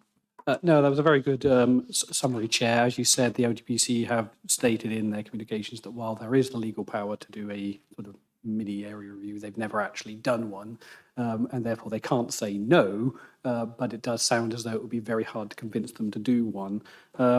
The Purton situation, it's true, unless there was, for some reason, a bizarre reduction in the number of people who were registering on the electoral register, that it's not going to come down, and nobody would want that to be the case, because you want as many people to be registered as possible. However, if the developments which have been sort of held up were just in other areas to start to be built out a bit more, then proportionally, the overall number would go up compared to Purton, and it might hover around that. It didn't go up a percent last year, so it's still remaining just under 30, and it might remain that. The other thing I would say is that, so certainly not going to be face an electoral review before the 2025 election. It is possible that there would be one between 2025 and 2029. Because of those 4 divisions, although I do point out that there can be quick change in those. I noticed Bemerton Heath in the report, it was at minus 23% last year, it's at minus 17% this year. So it shows you how rapidly those lower ones can change. And so those ones would face a conversation with the LGBC. They wouldn't automatically do a review just because you're 30% under. They basically say, well, are you coming up? With the ones over, less likely because you can't do anything about it. However, it might be that they've got so many scheduled, and they've done us quite recently, that even if we go trigger over 30, they don't do us before 2029 anyway.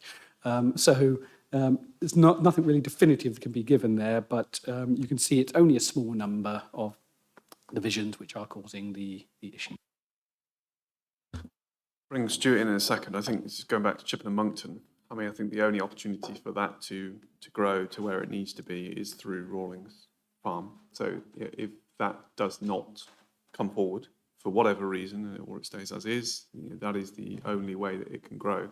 So that's one of those that you might even not be able to make the argument to say, this is eventually going to come within where it needs to be, if the evidence doesn't suggest that's the case. So I think it's Purton and Chippenham Monkton are the two that I think are a concern to me right now. Stuart, did you want to? Yeah, can I just ask Kieran, as a matter for information, before the last review, when we had to do it, how way out of whack were we, if you see what I mean? I mean, from memory, I think we had about 25%, which were over 10% variance, which was below the trigger threshold, but not great. But it was because we had 2 divisions, I believe, in Royal Wootton Bassett and Durrington, which were over 30%. Yeah, I think one of the Royal and Bassett divisions was close to or above 5,000. I think maybe 5,600 or something. Yeah. So, and then Durrington as well. Comments from anyone else? Duly noted. Yeah. I think it's just useful to just have that update so that, we're aware of it. It doesn't come as a massive surprise when the letter lands addressed to somebody at the council. Go on, Jackie. Purton, I was just doing the numbers, we've got 226 applications for houses in at the moment. And I've got a farmer's putting forward his land for another 250. So if these all go in, we're talking about another 500 houses. It's a 1.6 electors per dwelling. And regretfully, we have a very large elderly population where we have single occupancy in our family homes. So as and when these people pass on, which they have been doing quite rapidly lately, those houses are going to end up with families in them. So Purton, I think you're going to have to keep an eye on it. Yes, it may well be we get to a position, that the 500 would be roughly an extra 800 electors, somewhere around that range. So, yeah, I do. I'm very sorry. Yeah, I've got them all on hold at the moment because I've got a recreational zone which is sort of holding it all back at the moment. So you have 2,756 more electors than Nick Murray does in Chippenham Monkton, so you have twice the work. Well, should we all compete to see how many we can all get? Yeah, there we go. But we can't do anything about it. But it's helpful to have that local knowledge as well. So Purton could easily be 6,000, and I think at 6,000, even if we got the average electors, I think that would be well over 30%. So the other thing is there's a big developer sniffing around wanting to put in 3,000 houses. Yeah. So I mean the thing is that with those sort of numbers, we're talking about 2 divisions. Yeah. So it's not no. Yeah. But So we won't that solve. potential. We won't solve it today. We just need to be aware of it and keep it on in the back of our minds. Okay, there's no other comments on that, and so we move to item 10, which is forthcoming community governance review. And what we essentially need to do here is address what we want to do with the remaining outstanding requests. So we've got 16 that are in our sort of pile of things to do, the Appendix A in your agenda pack.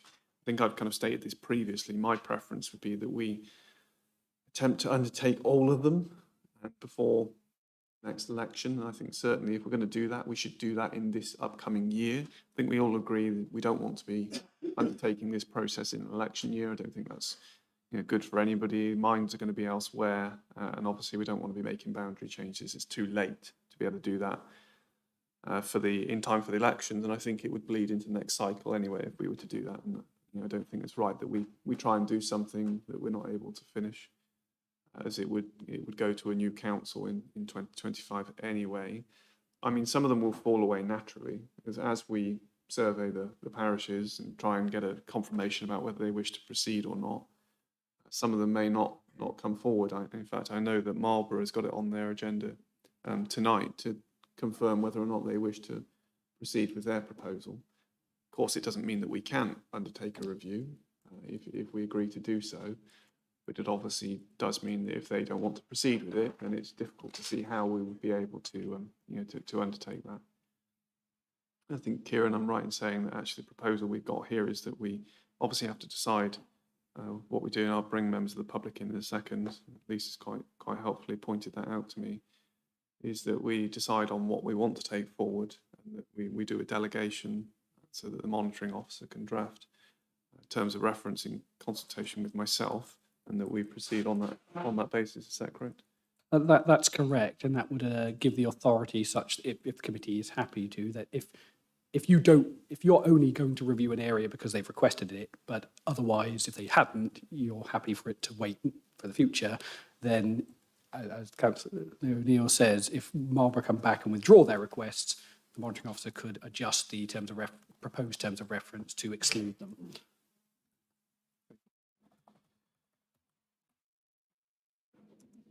Is it possible to ask Kieran, through you, Please do. that he ascertains to some extent if these appear to be what I would call mutually agreeable negotiations? For example, the one we did at, you will remember, at Devizes, when Roundway just said, yes, we accept. Be done. And I noticed more, or are they Marlborough and Precious to take Marlborough and Savernake or loggerheads? I mean, it just gives us an idea in planning our workload. If I do not recall if Savernake ever responded, but certainly the proposal regarding Preshute was not mutual, which is why there's one there from Preshute suggesting that they group themselves with what is now Kennet Valley, which seemed to be a somewhat defensive move. Yeah. Okay. Yes, and we have obviously got the North Bradley one at the bottom of the list there, and I'll bring you in just a second. And Kieran, can you just give us an overview of that there, because that is slightly different? Yeah, so this is somewhat more complicated. So the members will recall that North Bradley and Trowbridge, among others, were reviewed 2019-2020 off the back of the electoral review placing large sections of North Bradley within Trowbridge-based unitary divisions. I think it was about 20-25% of the land area of the parish of North Bradley, although the actual electorate was much, much smaller. And initially, when they made that decision, those were proposed to be single wards of North Bradley Parish Council, and you instead moved them into Trowbridge proper.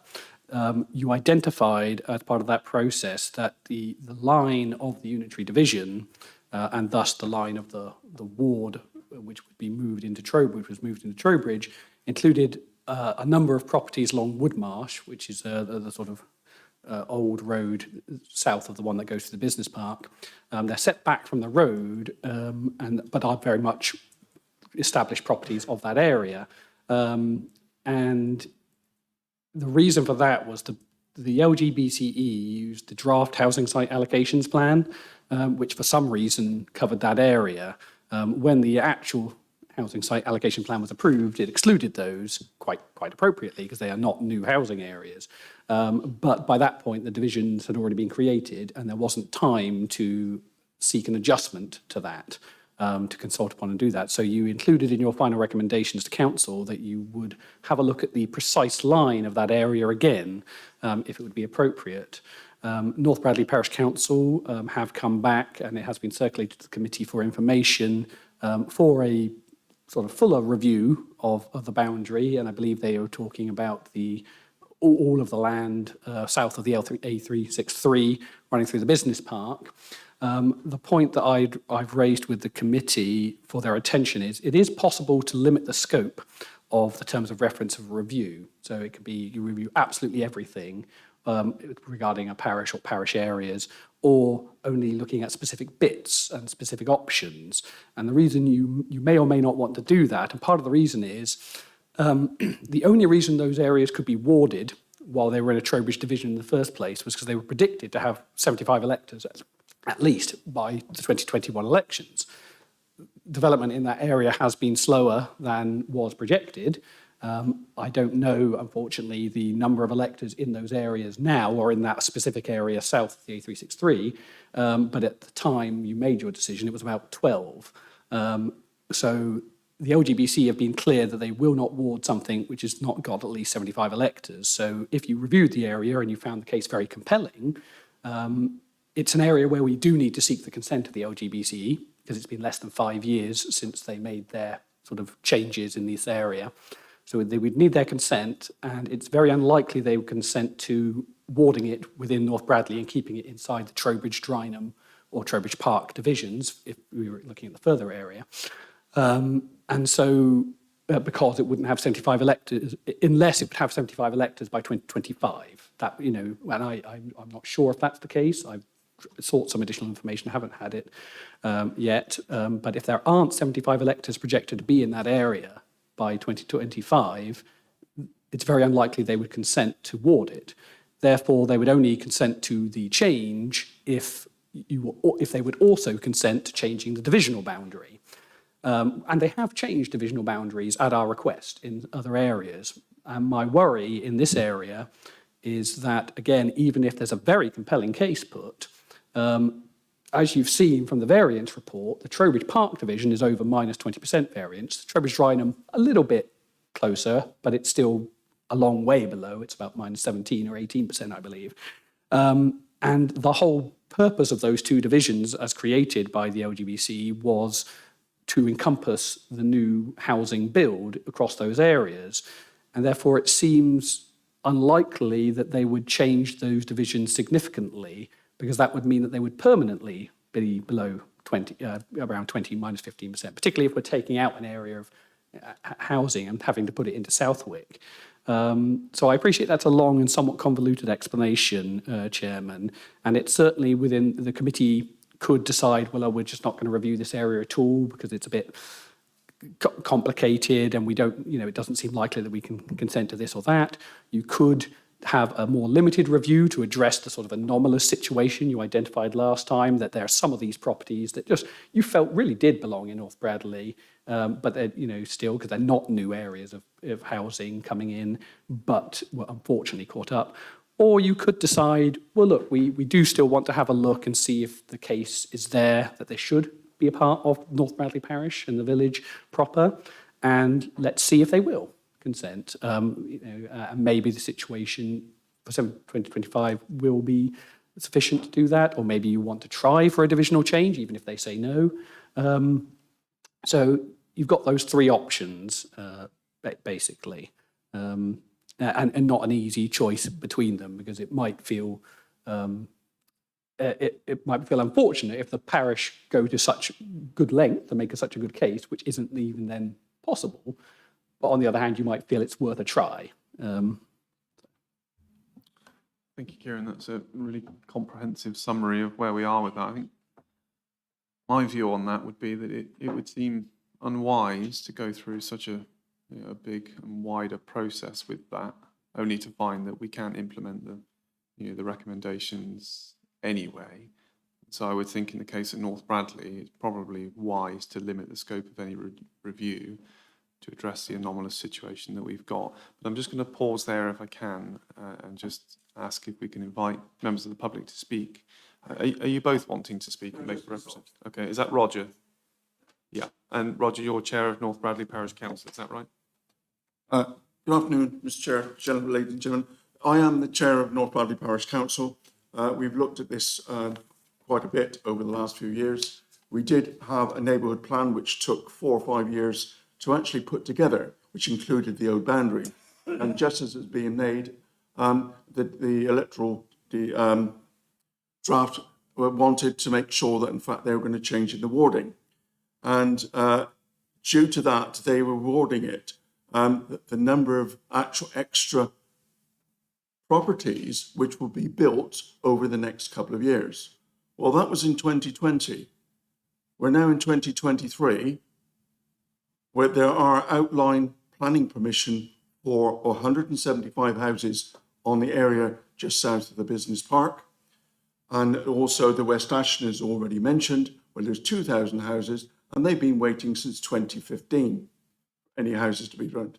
Therefore, the actual boundary changes to change just because of the wards, I think was completely premature. You know, it's given us a lot of problems because now the neighbourhood plan is coming up for review, and due to the changes, we've now got to go virtually a complete review, and which is changing the boundaries, or we've now got to link in Trowbridge Town councillors in our neighbourhood review, which is potentially looking at North Bradley neighbourhood plan, not Trowbridge. And therefore, I believe that I would like you to consider of making sure that the boundary changes in 2020 were premature in this instance, and it should be reverted back to there. And that if need be, once the houses are built, maybe you could look at it at a different time. But also, if you look at also the revenue which was supposed to be coming in, like these 175 houses, going into us, due to the extra vehicles, the extra people around, most of them will be going into the North Bradley area, going to the schools, going to the parish council, not the parish council, the progressive hall, etc., and using the facilities in North Bradley. They're far closer to North Bradley than they are in Trowbridge. So therefore, you know, we will get no revenue. And Trowbridge Town will then now, because it's a made plan, be getting the money and the revenue accordingly. And we lose out completely. And therefore, with all the extras going on, no revenue coming in, we're completely left in the dry by this review on 2020, and I ask your careful consideration to have a look at it and please reverse the changes. Thank you very much. Any questions? Just before I bring other committee members in, obviously, and you know, we are required to take account of development that was expected to take place. And I believe, correct me if I'm wrong, the sites that you're referring to are strategic sites allocated for housing development. They have been allocated. And they're they allocated. were actually included in the neighbourhood plan as original. Therefore, the only change, the change of the boundary was because the Wiltshire Council wanted to change the warding of its councillors.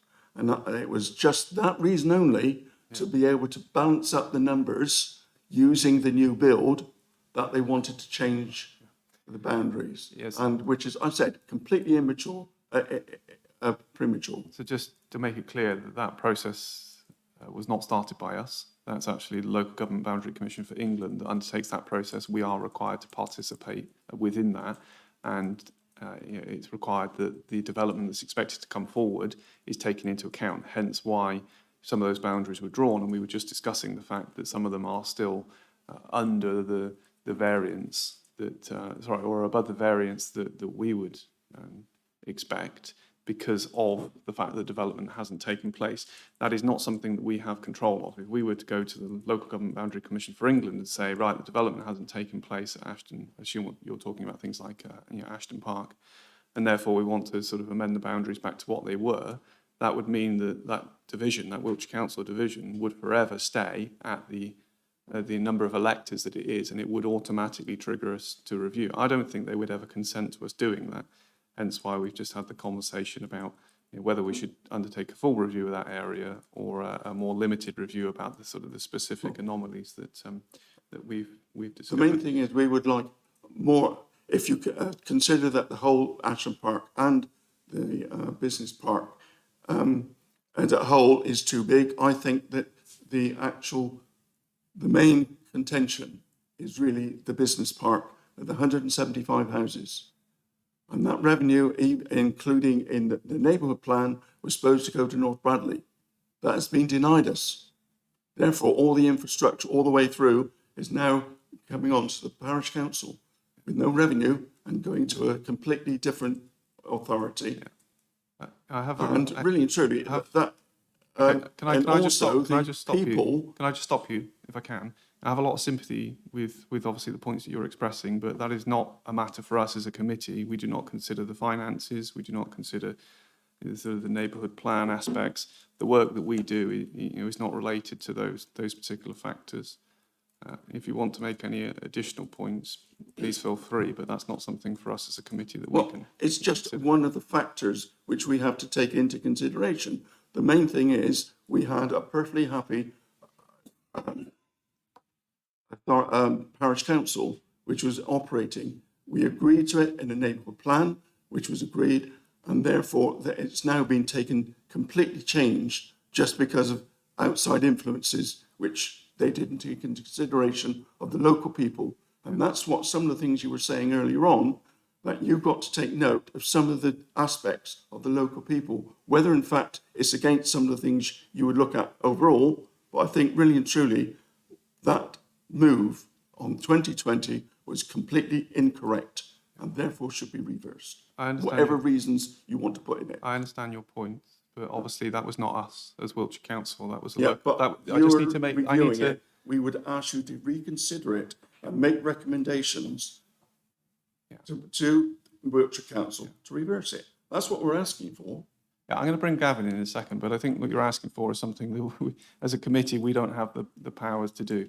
But Gavin, well, perhaps I can help, because I was the vice chair of the committee at the time of the review of our ward boundaries, Wiltshire Council boundaries, and indeed the leader of the council, Councillor Richard Kerr, was the chair of the committee, and he and I, several other colleagues around this table, but principally he and I spent an inordinate amount of time with Kieran on this very subject.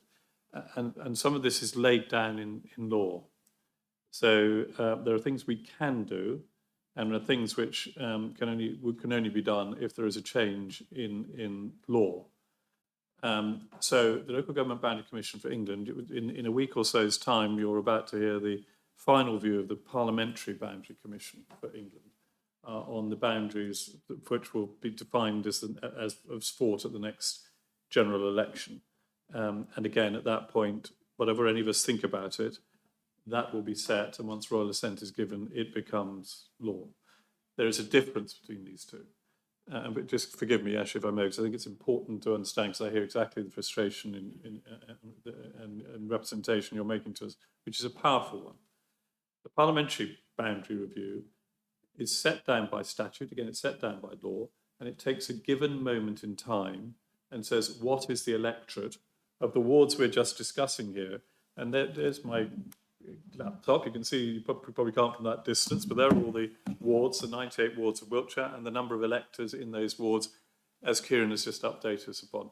And if you looked at that list, and then I gave you the list of those self-same numbers and those self-same wards that the Parliamentary Boundary Commission are about to define members of Parliament that set the law of this land, you'd be saying, well, hang on a minute, those numbers that the Boundary Commission have got are wrong. They're all too small. You're showing me different numbers here. They're all bigger. How come they're not taking that into account?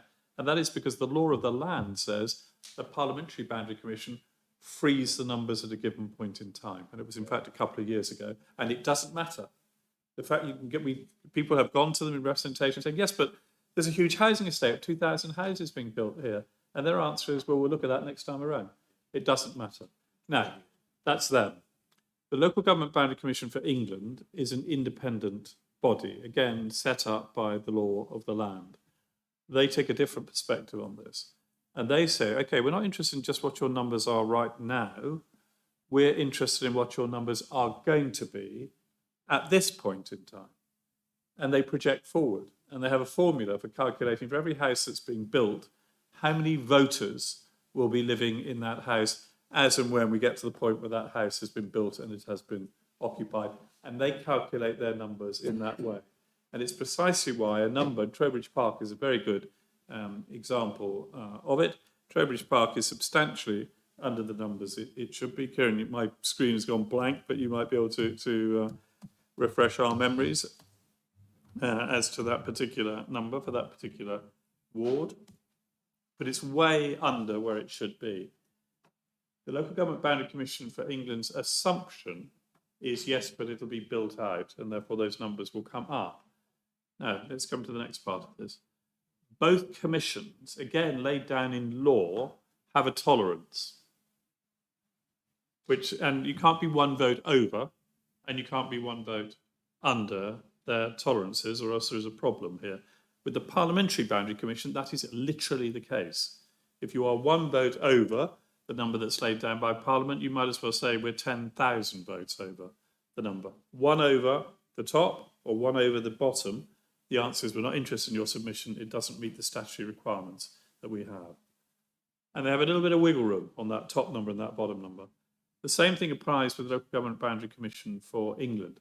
They set a number, which is basically their assumption of the electorate of Wiltshire at the moment in time that they define, and they divide it by the number of wards that we have here, and it's 98 that we have here. And they say, okay, that's the kind of average number, and you can be plus or minus 10% of that number as we project forward. If you're way beyond that, and you heard our earlier discussion about being 30% out, and Jackie's ward is perilously close to being 30% too high above that number. It's 27% at the moment. And Trowbridge Park, Monkton Park in Chippenham, you heard that, are perilously far too low in those numbers. The too high one is a real worry for us. Because once you go over that, what the law of the land says is the Commission should be looking at Wiltshire Council again and saying, right, we want to come in and review the whole thing again. Now, they are the decision maker. We can go to them and say, we'd like to do this, that, or the other, and they can simply say to us, no. And at the point they say no, whatever the merits of this, that, or the other are for all of us, it doesn't matter. They are the decision maker in it. Making representations to them to say we'd like to move the numbers in a given ward, projected forward, and we'd like to take a ward which is under where it should be, and we'd like to remove houses from it and put that into the Southwick ward, because they're not interested in parish councils. They are, to a small extent, they don't like splitting them between Wiltshire wards, but in general, they look at them as building blocks to create Wiltshire wards.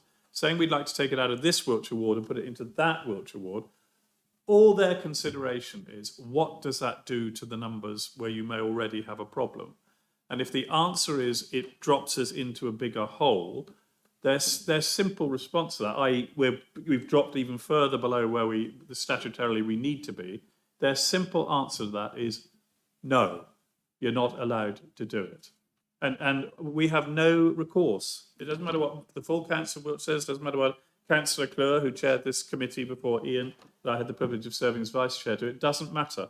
Their answer is, you're not allowed, we're not letting you do it. And there is no recourse, there's no appeal, there's nothing. They are the final decision makers. I hope that helps. So it's not that this committee saying, we're not interested, thank you very much, but we don't care.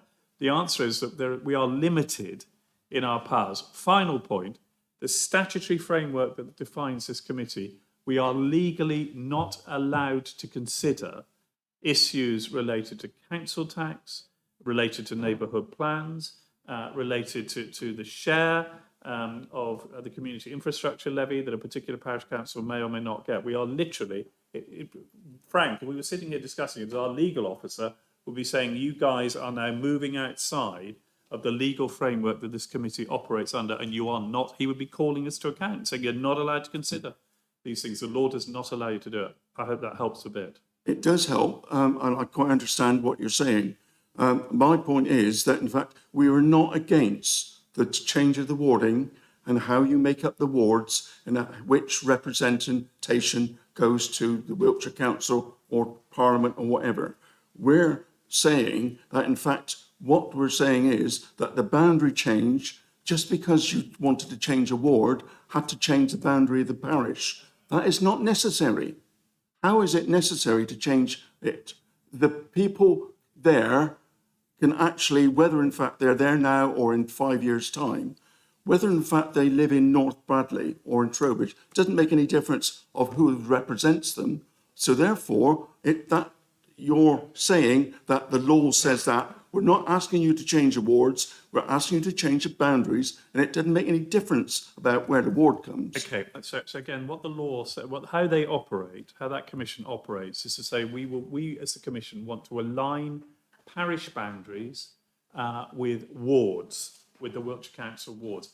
Now, if that cannot happen, because the mathematics drives this, the numbers drive the decision. So let me take you away from North Bradley and take you to where I live. I'm the mayor of Malmesbury. And in our town council elections, we have 16 councillors, and we had Malmesbury, it's a single ward, it's now been changed, but back then it was 16 councillors, but we only had 15 places. Why? Because the commission looked at Malmesbury and said, we're creating a new area here, Malmesbury's too big, we're creating the area of Backbridge, and that's going to now have to be in the Shurston parish. Nothing to do, it's part of Malmesbury, but it's in the Shurston parish. The electorate at the time when I was elected and Councillor Smith was elected for Shurston, and that person, I'll come to why in a minute, is elected to Malmesbury Town Council, their electorate at that point was 13. You didn't mishear me, 3 voters in that ward. Because there's a big housing development being built there, and the Commission said, well, we're not interested in how many voters there are right now. We're looking into the future, and when the Backbridge Farm Estate is built out, there will be plenty of electors in there. Statutorily, if we'd gone to them saying there was no development here, but we want to create a ward in the Malmesbury Parish Council area, Town Council is a parish council, of 13 electors, they simply would have said to us, the rules do not allow you to do it. You must have a minimum of 75 electors in that ward. Not now, but in the frame in which we've defined the debate. In other words, your Backbridge Farm will get built in that area, so you will get to 70, but you'll get to several hundred voters in that. So we will tolerate you having 13 voters now, but if you come back to us in 5, 10 years' time saying it's still 13 voters, this is a big problem, and you're going to have to unpick all of this. So this is why there are limitations. The alignment of parish boundaries, again, that is their view. If the boundaries don't align, as Malmesbury's didn't, they say, OK, that area which now doesn't align with the Wiltshire councillor for Malmesbury, it will go into the Shurston ward, but it must have, by our future projections, 75 voters. And if it doesn't, we won't allow it. And they have the power in the decision-making there. I hope that helps too. So you're saying that you're not even going to consider our request? Sorry, we do need to try and sort of limit the back and forth on this one now. Time is pressing on. Kieran, you just wanted to make a brief point, and then we do need to move on. I'll be as brief as possible, Chair. I think that the key point here is I won't rehearse the reasons why that area was transferred to Trowbridge in the first place, with which North Bradley disagreed, and that's perfectly legitimate for them to have done so. It is also legitimate for them to ask, after a period of 2 years, for the area to be re-reviewed, and perfectly legitimate for them to say, we think a mistake was made, please reverse it. I think the issue that Councillor Grant is trying to get at here, and the reason I mentioned the issue about potentially a limited review, is the fact that there's been less development there than anticipated actually makes it more difficult to review it and transfer it back, even if a good case has been made, because we're still within the period where the LGBC have to consent. If we were having this conversation in 3 years' time, this council could make a parish change relating to Trowbridge and North Bradley, wouldn't have to ask the LGBCE's consent, and it would then probably be in a stronger position to say, we want you to change change the divisions to match, although we might then be facing an overall electoral review anyway. The problem as it exists now is we do need the LGBCE's consent, and if there are only 15 people going to be in that area come 2025, they are not going to create a ward of North Bradley, leaving the Trowbridge division the same. They simply, because there won't be sufficient electors. They only agreed to it in the first place because they thought there would be more than 75. And therefore, the question is then, will they, would they consent to a division change? And as Councillor Grant said, the issue there is then, would that leave a couple of divisions permanently undersized? So the issue is not so much, will you not look at this, or will you not look at this? It's, if you look at it in full and you agree, North Bradley have made a fantastic case that that area should move back, it seems unlikely, by the very fact that there are few electors there, that the LGBC will consent and would not be able to deliver on it. That's very unfortunate, and you could try and push through and see if you can succeed. But I think you need to be aware, from North Bradley's perspective, that it's not a case of that's a terrible idea. It's that even if it's a great idea, the odds of them consenting to it while their consent is still needed is limited. Yeah.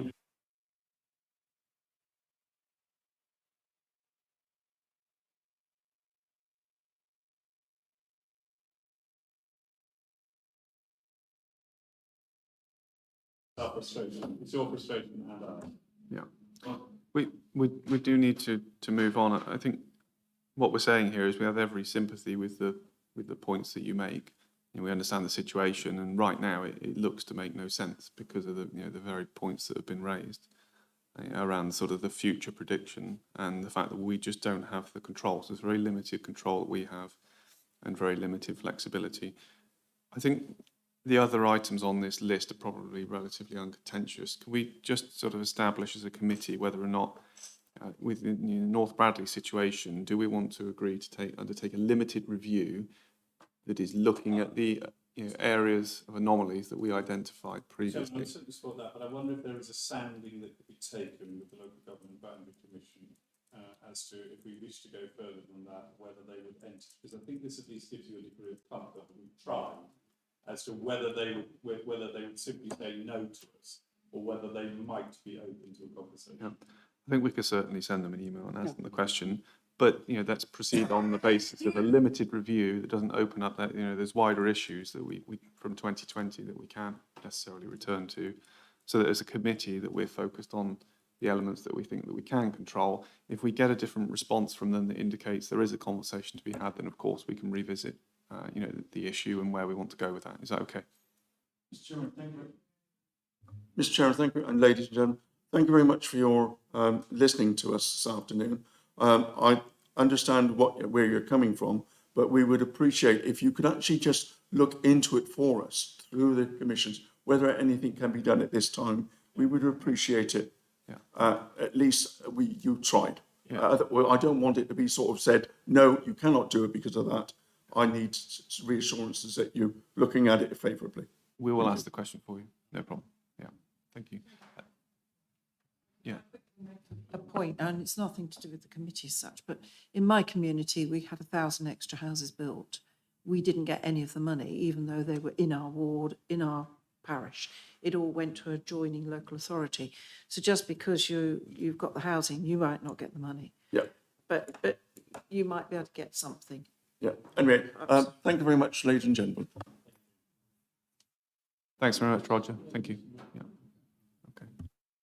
So committee members, over time, I think based on our original sort of schedule, I did just want to point out that what's in the agenda pack doesn't accurately reflect what I thought we were going to be agreeing to today. There is an extra set that are not in Appendix A that are up on the screen there in front of you. I don't know if you could see that. So there's one there around Laycock. That's to do with the Rowden area. There's a dwelling there that's potentially Rowden Hamlet. Hamlet? Yes.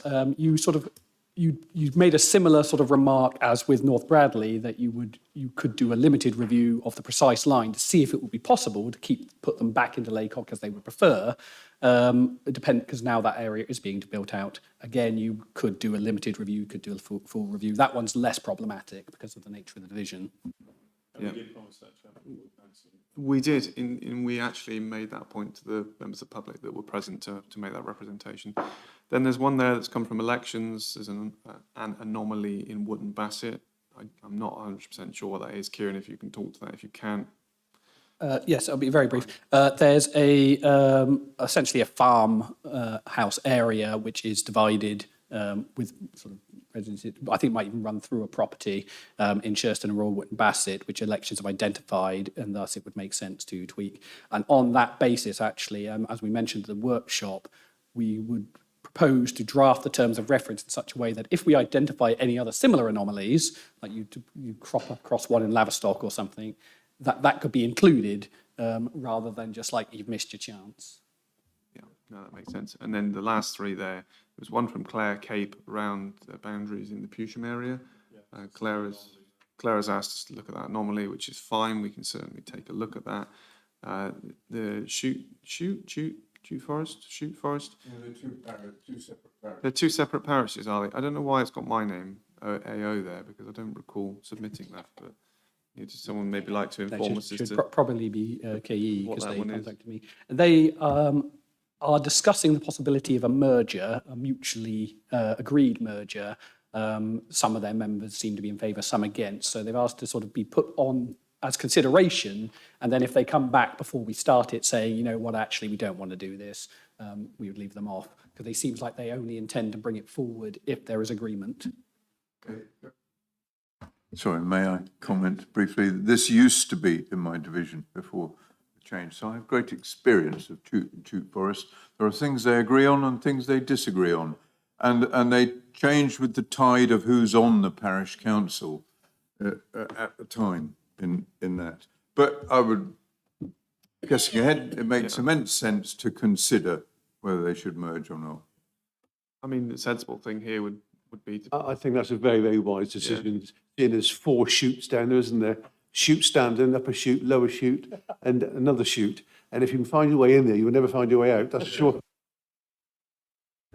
I don't know. Parts of South West Wiltshire are a little bit like that. You try down in Tisbury, and let's put it on there. If they want to take it forward, then obviously we've agreed that we can do that. And then the last one is, very sadly, and I'm very sad to say this, I did spot a really quite bad anomaly in Calne. There was a rural exception site of 20 affordable housing dwellings that was put through Northern Area Planning, and I happened to notice the other day that 15 and a half of them would be in Calne and in the Calne Central Division, and 4 and a half of them will be in Calne without, well, actually what will become Compton Bassett and Calne Rural. And the line goes exactly through the middle of the dwelling, right the way through. And Are you telling me that the work of the previous committee under the previous chairman was flawed? I wouldn't like to make such a suggestion, Councillor Blair Pilling. I don't believe I use those words. But I would think that, yes, it's reopening something we previously considered, but it is a very small change. Let's try and bundle it up. Are we all happy with that one and with the rest of them? Chairman, I've also been approached. Eastern Grey has a parish meeting.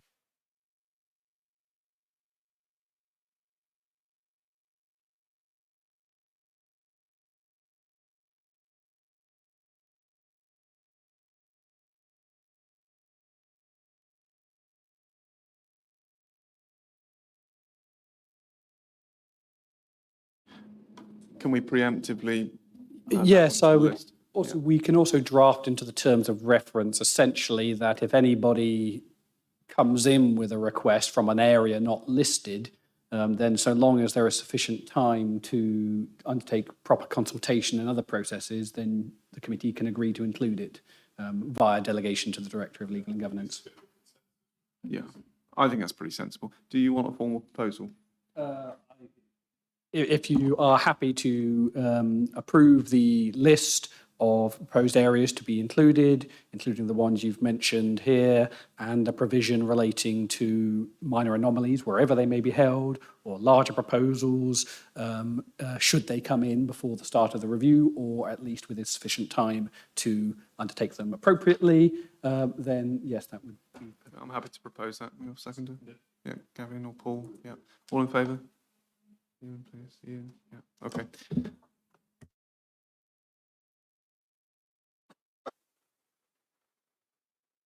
think that's it. The only other thing is, I just do item 11, urgent items. I have none. Can I ask a question? Yep. On the previous list, right on the end, it said email 16th of June.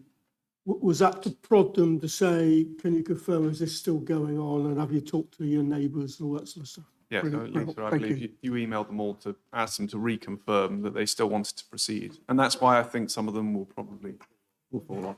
Yeah, be interesting to see what happens at Marlborough Town Council tonight. I'll ask some of the members later maybe. Okay, I think we're done. Thanks all. All right.